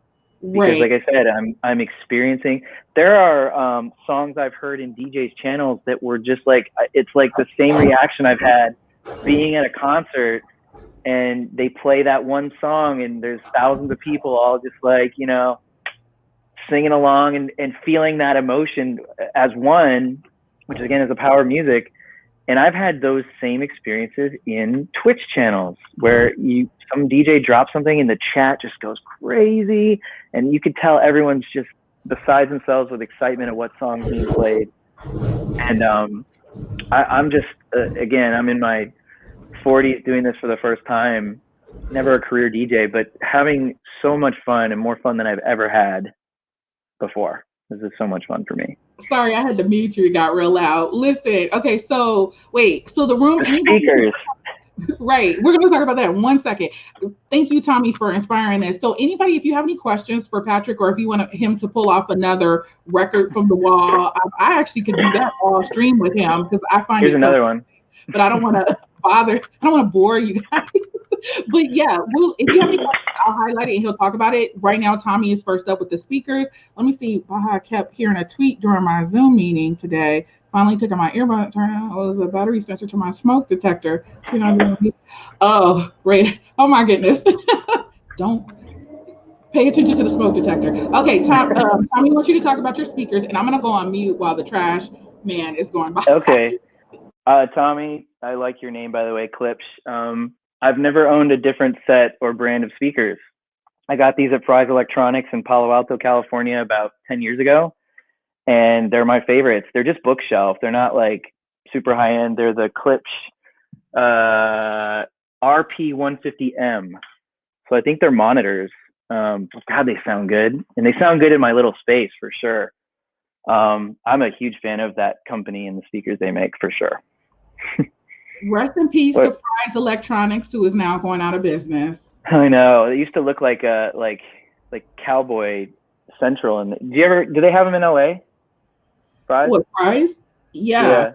They're I don't know if they're keeping just the one home store. I know the one in Manhattan Beach. I know there's I know 3 of them at least, but I don't know. Yeah. I know they're going out of business. I just don't know when, where, how, if there's going to be one left. You know, right. like Circuit City and all those great electronic stores, Radio Shack. I'm trying to buy a new mixer right now, and I'm trying to buy it from GuitarCenter.com because they're officially Chapter 11, I think. What? And if I could, Guitar Center, they sell a lot of DJ gear. No, I know. So if I could, here in Hollywood, it's like a huge one, and they've been closed during the pandemic. But I didn't know that they were in bankruptcy. Wow. They filed, and I don't know if they have any storefronts open still, but their website's still active and selling stuff. So I don't know if it's going to help them now, but. Wow. But that's been the saddest part of this last year is seeing your favorite restaurant close or your favorite record shop close, or just memories you have. It's like, oh no, it's gone. I can't get it back. It's funny because I'm preparing to start my Ratchet Traveler show, and so the first show is going to be about Compton, California, and I was thinking okay, so we're gonna, we're gonna give little tidbits, things that people don't know about Compton on that show. But then I was just like, oh, I want to refer restaurants. Shit, are any of them in business still? I have to, we don't know. This pandemic has changed so much for so many. Yeah. So, that's all I got. What else? I feel like with the pandemic, I've had a slightly different reaction than a lot of people, which is again back to the Twitch thing. Is I found that, and it's been such a good use of my time that all the drama and difficulty of quarantine seems to be a little bit less challenging. Right. And it's like I've got Twitch in my pocket at all times, and if I'm this day, I can't get out of this day, and I'm losing my mind. Just throw on, grab Twitch, and there's always a DJ on, and Right. Instant mood changer. Yeah, I will say that Twitch it was a blessing and a curse. So it was a blessing because it gave me another outlet. It's a curse because it's another way to spend money, which I get Yeah. caught up with the subs and biz. I really had to stop myself. February was expensive with all the birthday rates and all the money, and then I got to the point where I was like, wait, we need a place to stay. This isn't a Prince concert. So, but I Prince will concert. say, I always see you later. That's a nice bike. Thank you for coming by. Bye, that's a nice bike. Yes, see you later at 12 for Epic stream. I think he should be, yeah, he's streaming now. Ooh, I'm gonna raid into Epic after this. I have a funny story about DJ Epic if you want me to tell. Okay. Yeah, how I met him. We met from me selling him some records on Discogs. Oh. I had a few. I had like 100 or so of my old records up for sale. He bought one, or a couple. He bought like 3 off of me.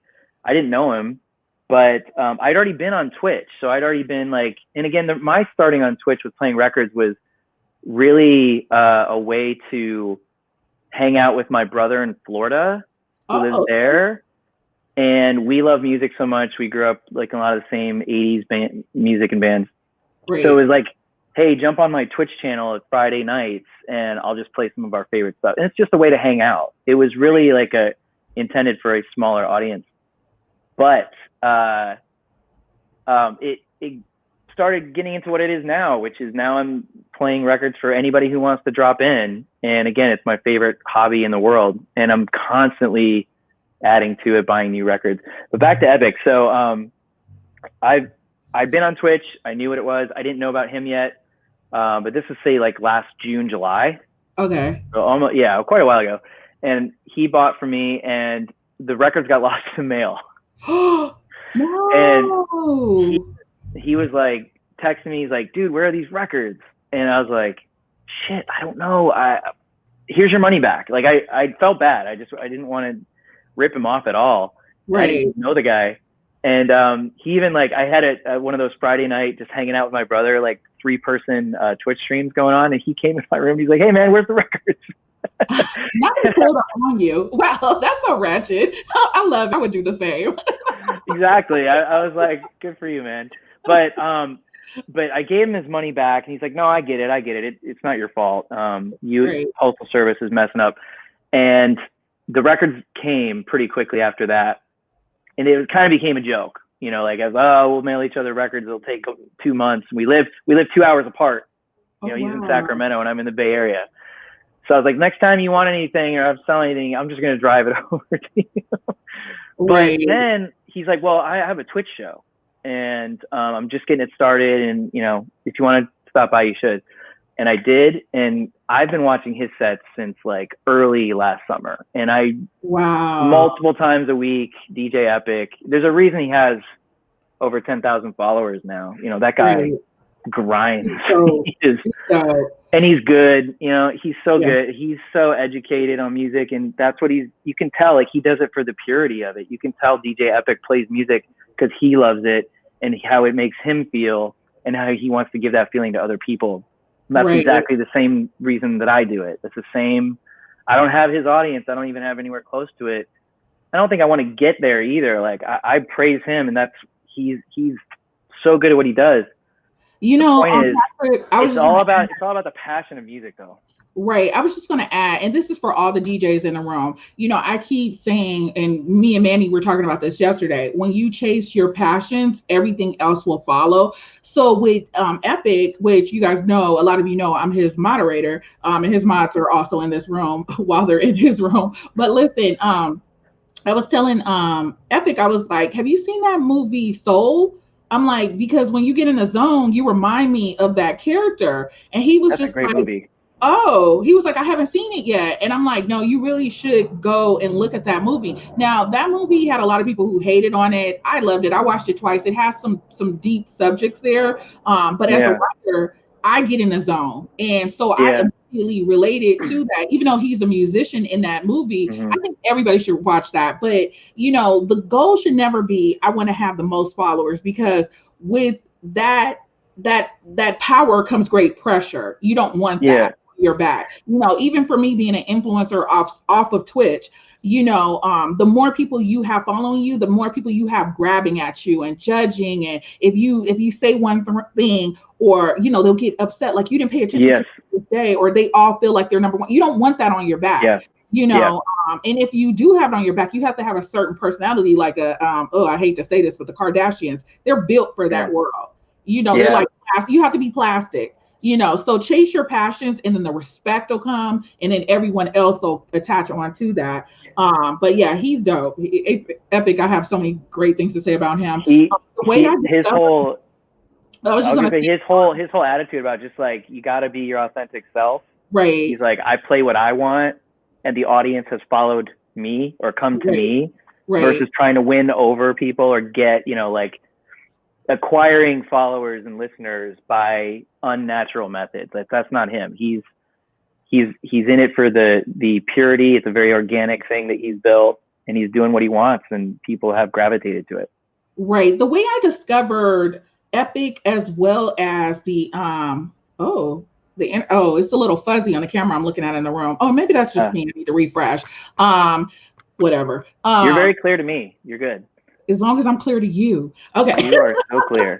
So the way I actually found Epic, sorry, and you and everyone else that came about, was my queen, Spingarita. So I fucked with Spingarita. Like, I don't like too many Much things. love to Spingarita. Yes, Like, I can't promote her enough. Celebrate my queen. And Yeah. she's so amazing. Her personality, like, for those of you who haven't been to Spingarita in the mornings, she just stopped streaming. She's online somewhere. But anyways, she's in the mornings, and she just has this really upbeat personality that is just infectious. Like, she's amazing. So anyway, so she raided into Epic one day, and I was like, oh, this is a vibe up in here. And so from there, I just started hanging out. So to be completely honest, I listen to the Ratchet DJs. Like, I start out Ratchet, I move to Ratchet, I do some more Ratchet. And then by the end of the day, I'm ready for my cannabis hour. And so I need somebody who mellows me out before bed. And so Epic is that go-to DJ. I have a couple,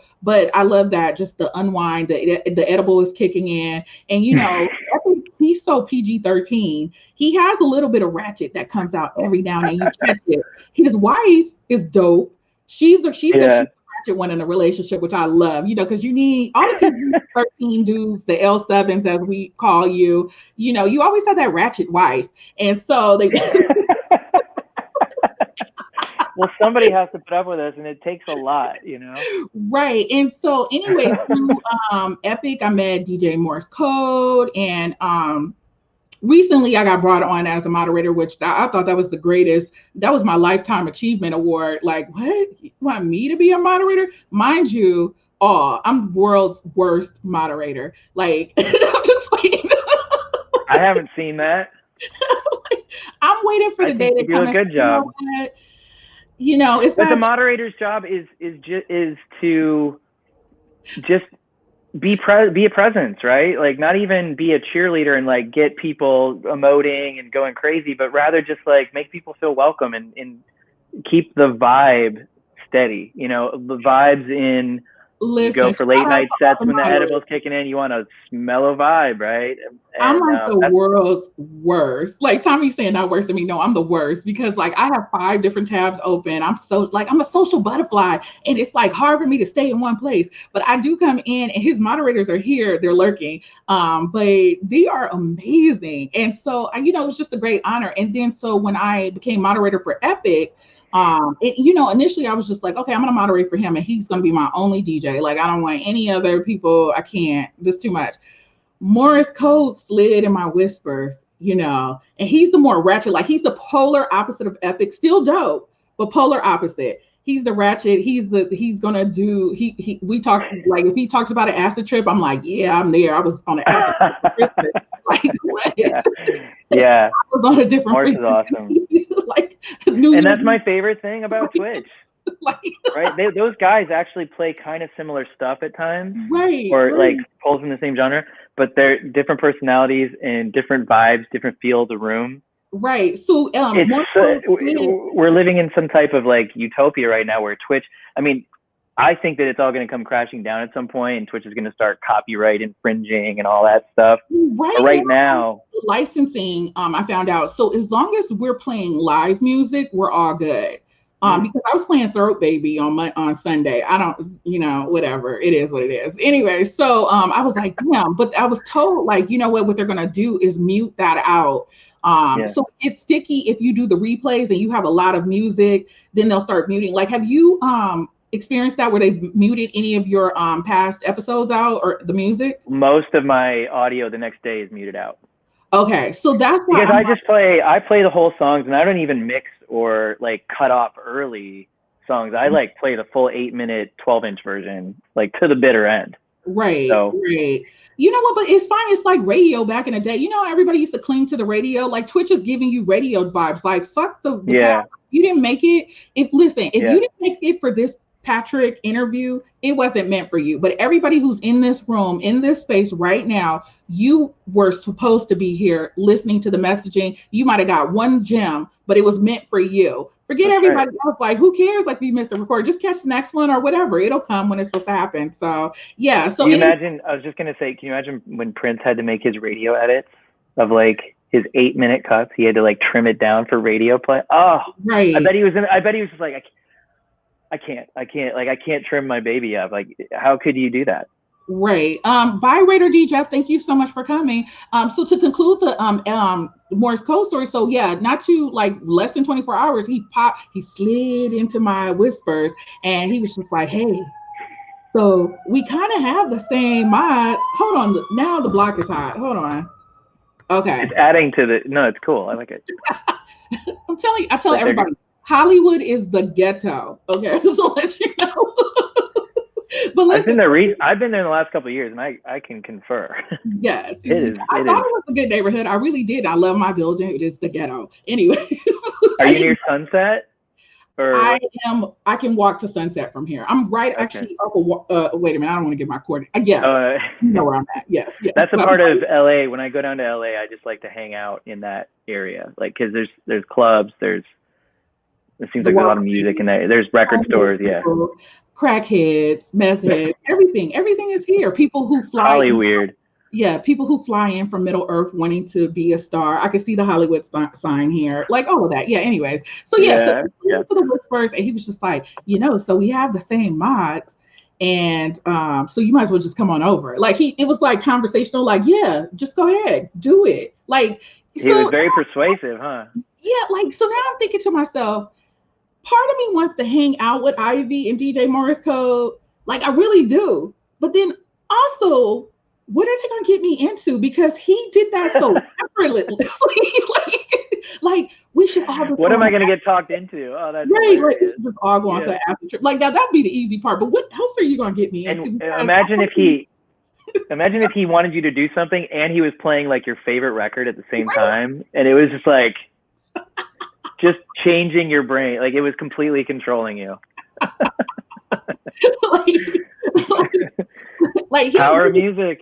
Right. So I'm just telling you, everybody, if DJ Morris Code slides into your whispers, it's a wrap. A safe friend next to you. Because you're probably going to agree with anything he wants. Probably how he got Ivy. Right.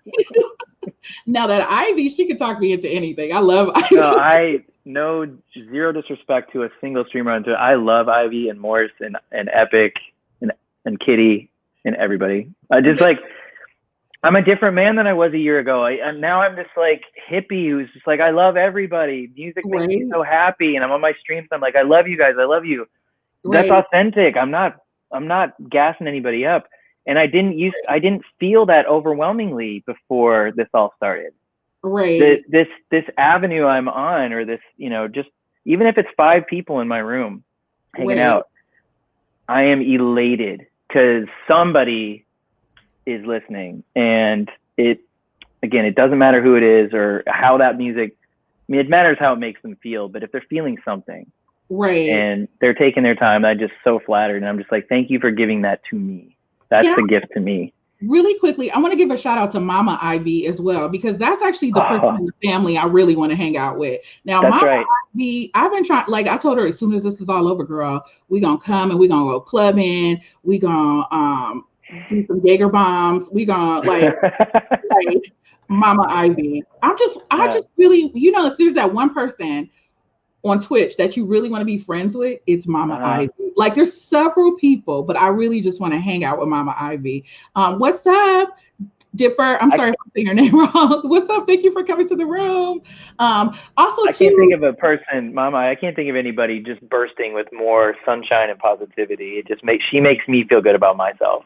but listen, Mama Ivy really lets her hair down in your stream when she's modding for you. So kudos to you for seeing the value in grabbing Mama Ivy as a Thank you. moderator. I don't have her. She's not my mod. I don't need. I have one mod. I have Sarah's Lee, Is she who a is VIP? She's something she in your room. she just hangs out. I thought she was a She mod. no, she's so wonderful and she is so genuine. Fix that, Patrick. You got to fix that. As soon as you log off, you got homework. You make her a VIP because she is I so. definitely need some help with the mods. You're Unfortunately, right. I can't help you.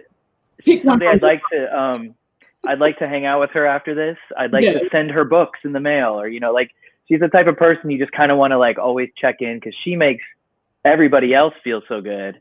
right. You just kind of want to like return that she's wonderful.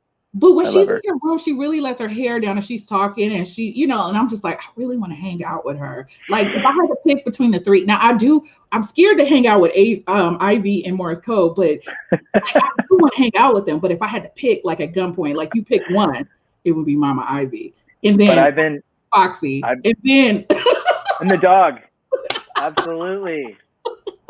And they stream so much, like, and they're so good at what they do. That's what I just love supporting them. And I consider them friends, like I've never met them in my life. There's a chance I may never actually physically meet them, but I like that not to be the case. I've been talking to anybody who will listen about like Twitch DJ Con when this is all over, getting us all in a space. Obviously, it's going to have to be big enough. It's going to have, some sound equipment.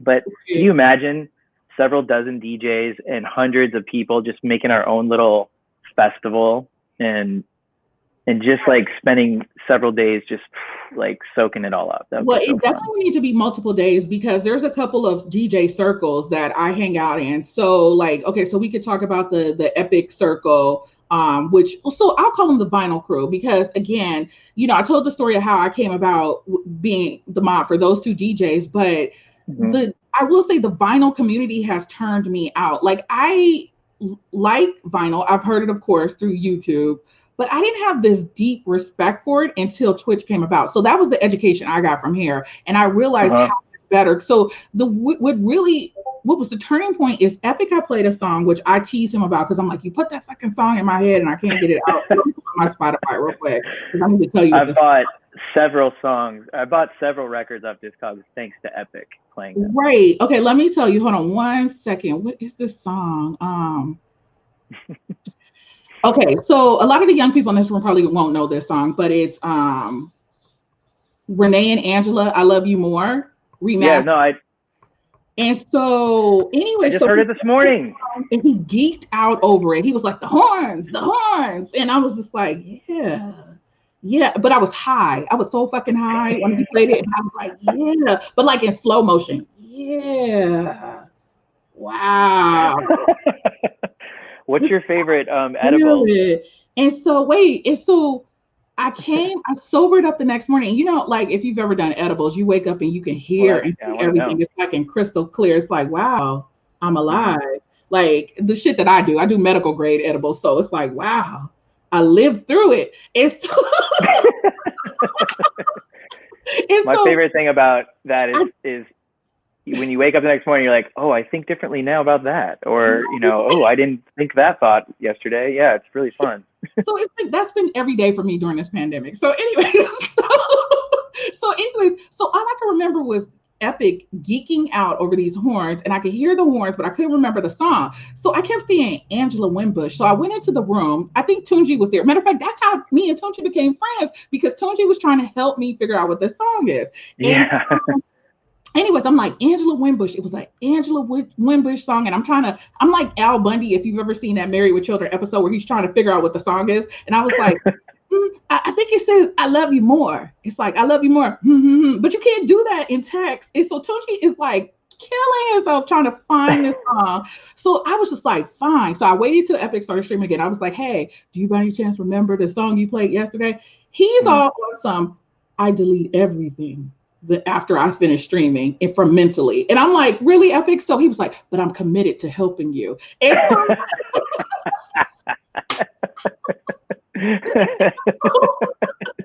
I I'm like, will. I'm committed. I'm committed. I will help you. And so, no, Toji, I didn't have that information just yet. Like I had to figure it out. So how I found the song by accident. So I was upset. I was heartbroken. But back on another edible, day 2 of the edible, day 560, I'm back, and I was just like, fuck this shit. So I turned on Spotify, put in Angela Winbush, and I was just like, I'm just playing because I like her songs, whatever. I was laying in bed. The third song, I hear, I could love you more. And so I turn around. I'm like, is that the fucking song? That can't be the song. So I go to Spotify, pull it up, turn up the volume. Sure enough, it's not an Angela Winbush song. It's Angela and Renee. And I'm like, oh my God, that's the song. So I'm running back into Epic's. Now, this is late. Like, it's like early in the morning. It's like 2, 3 in the morning. Epic, I found the song. I found the song. It's this. Do you know he was awake? He was like, yes, I remember that one. Yeah, because you're the one who introduced me to it. And that's the story of that. Yes. So anyway, I went and played the Those are song. my favorite stories of all time. Right. But look, I went and played the song.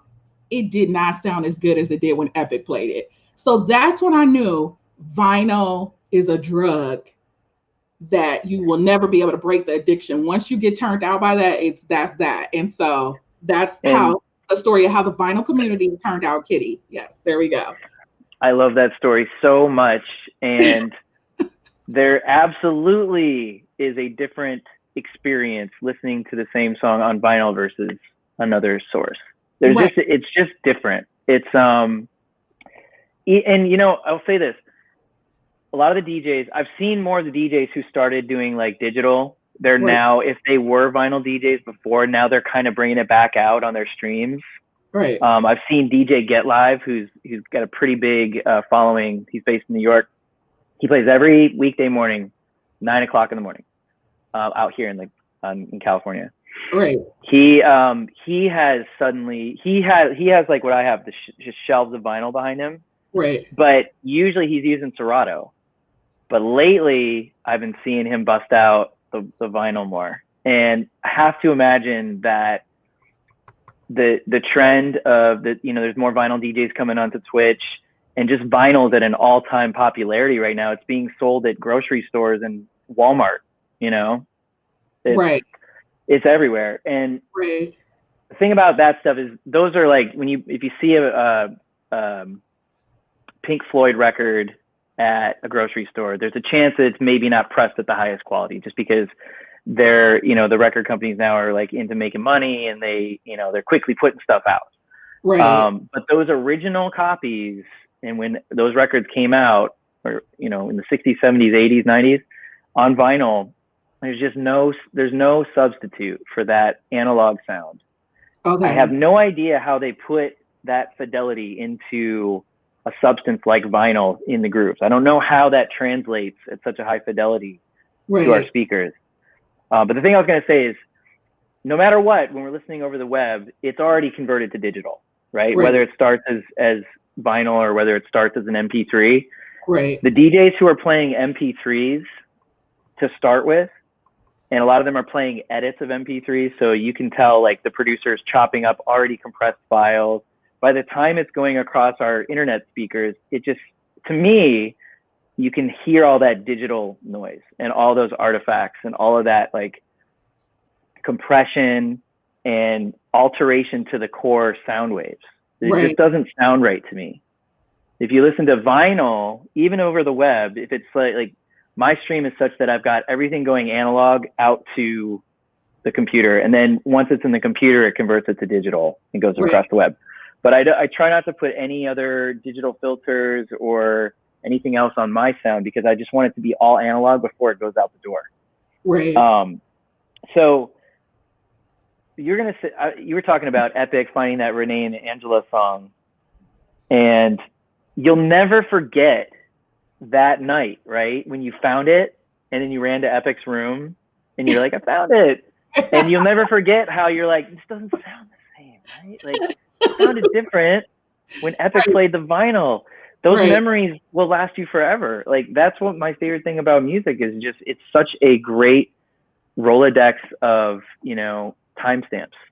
Right. Just your whole life. And that's why I collect that's why I collect physical vinyl media. It's my identity. You know, it's like, oh, I remember when I bought this, you know, in 1997, or I got this for free just last year, you know, whatever. There's always a story, and usually it's something meaningful, but it's definitely like part of your whole experience. It's also part of your identity if you're a vinyl collector. And last thing I want to say, Patrick's Vinyl was never my intended screen name. Okay. It was an accident. It was, I had an Instagram account that I was just kind of like displaying my album covers, and I called it Patrick's Vinyl. And it started as just an Instagram, I guess a flex page, like look at all my cool records. Right. But when I got on with my friend and my brother in Florida, and I was like, oh, I'll DJ on Twitch. Twitch seems pretty cool. Let's try that. And I was just playing for he and his girlfriend and some other friends. I was like, oh, she's my Patrick's Vinyl account. So I never like got on to be like, I'm the vinyl guy. It just was an accident. Wow. Mind blown.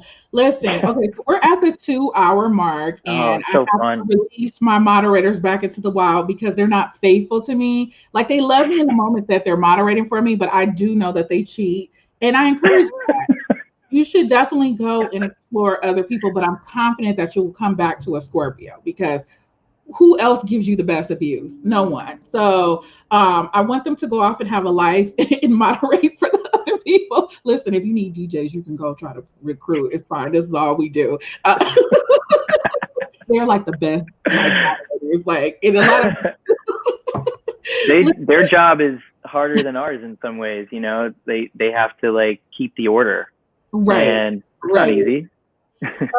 So we're gonna raid to DJ Epic. Please, everyone, stay. I want to say thank you, but stay for, if you don't want to stay for Epic's feed. Most of the people here love Epic anyway, and we're probably headed there anyway after this. But for those of you who aren't interested in listening to a set, just try to stay for 30 seconds. Make sure you refresh so you can get the 250 channel points, because points will get you lap dances and an acid trip, maybe. Okay, don't hold me to that.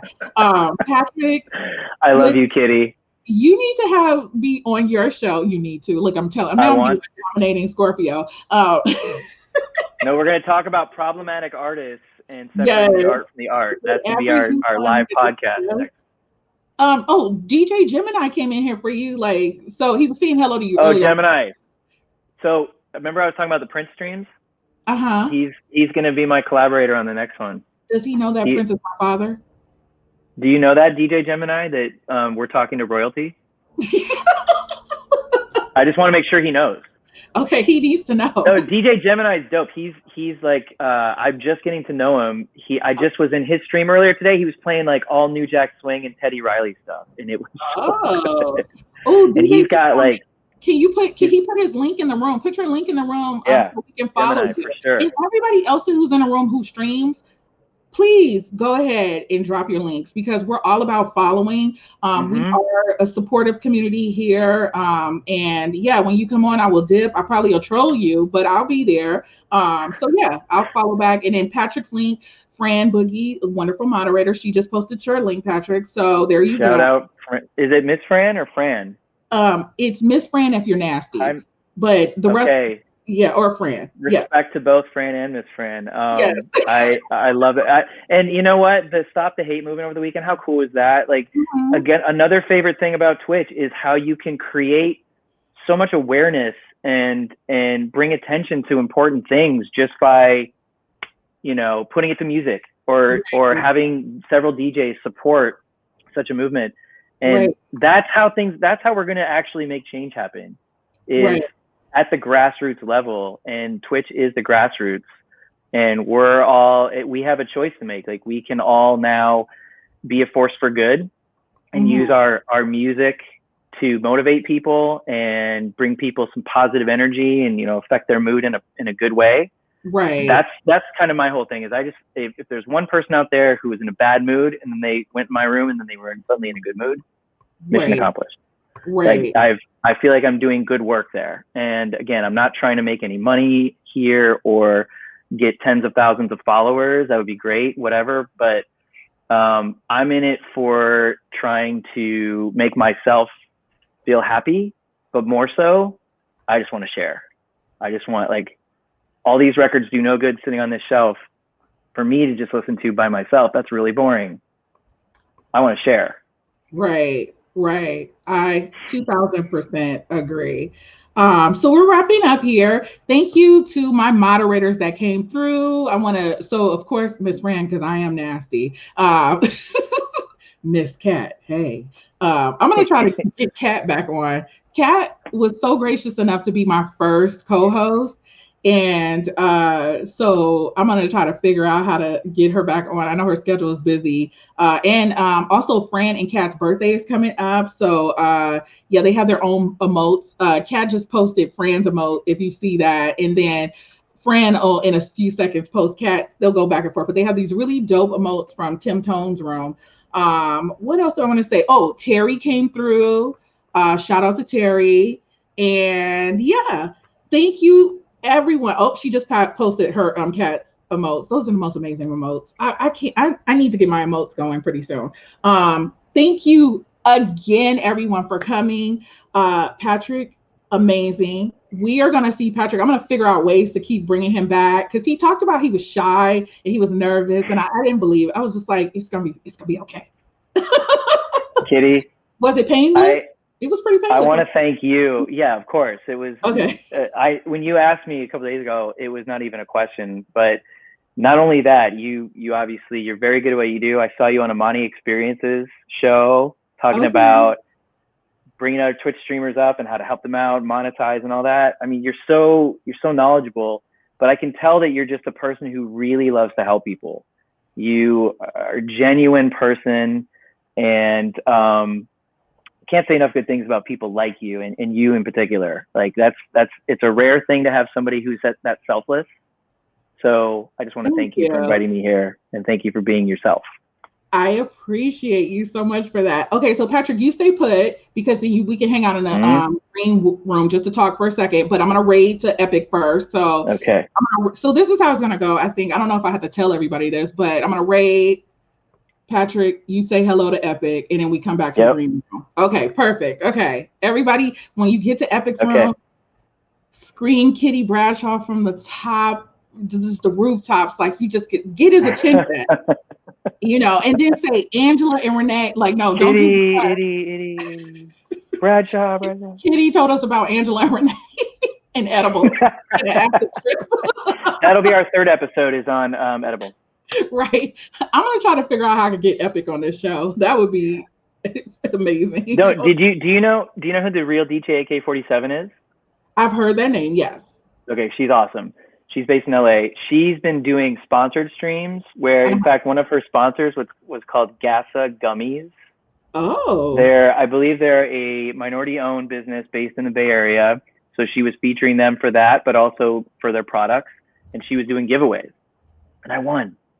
Ooh. And I have to say the product is fantastic. It came in the mail and it worked well. And so shout out to Gassa Gummies, but also shout out to, like, again, the Twitchiverse, and promoting really cool local businesses, people, trying to build something, whether it's DJs or artists making their own music, or Gassa Gummies making products to help all of us. Right. Shout out to that. Yes, shout out to them, definitely. And then we have your link. Oh, one last thing, really quickly, tell them when the next time is that you stream. Okay, so I'm on Friday nights. I do kind of, again, that was like my brother and I hanging out, listening to 80s music. So I do a lot of 80s type stuff on Friday nights at 7 p.m. Pacific. Okay. I call it Backwave. In fact, last week's show was themed. I did Boy George Michael Jackson. Okay. So those three artists, it was my brother's idea. And I put together a set, and it was all the deep cuts, right? Like I wasn't playing like Billie Jean or anything. Right. It was, yeah. So that I have tons of fun doing that stuff. So 80s on Fridays, and then I do a Sunday night late set at 10 p.m. Pacific, and that's just like edible hours. That's the edible hour. Wind down, vibe out. I play some upbeat stuff, but I play some really like whatever I feel like. Okay, cool. All right. We will see you Friday and Sunday. Thank you, Kitty. Thank you so much. Thank you very much for having me and promoting. I appreciate you very much. So I'm starting the raid, everyone. I'm still nervous about raiding. Okay, hold on. Let me do it. Okay. Shout out to DJ Epic. Yes. We're crashing with 6 people. I love it. Okay, hold on. So it takes time. And then, okay, raid now. Here we go. Ooh. Hold on. Let me end this. Okay, you can say, hold on. Let me end this.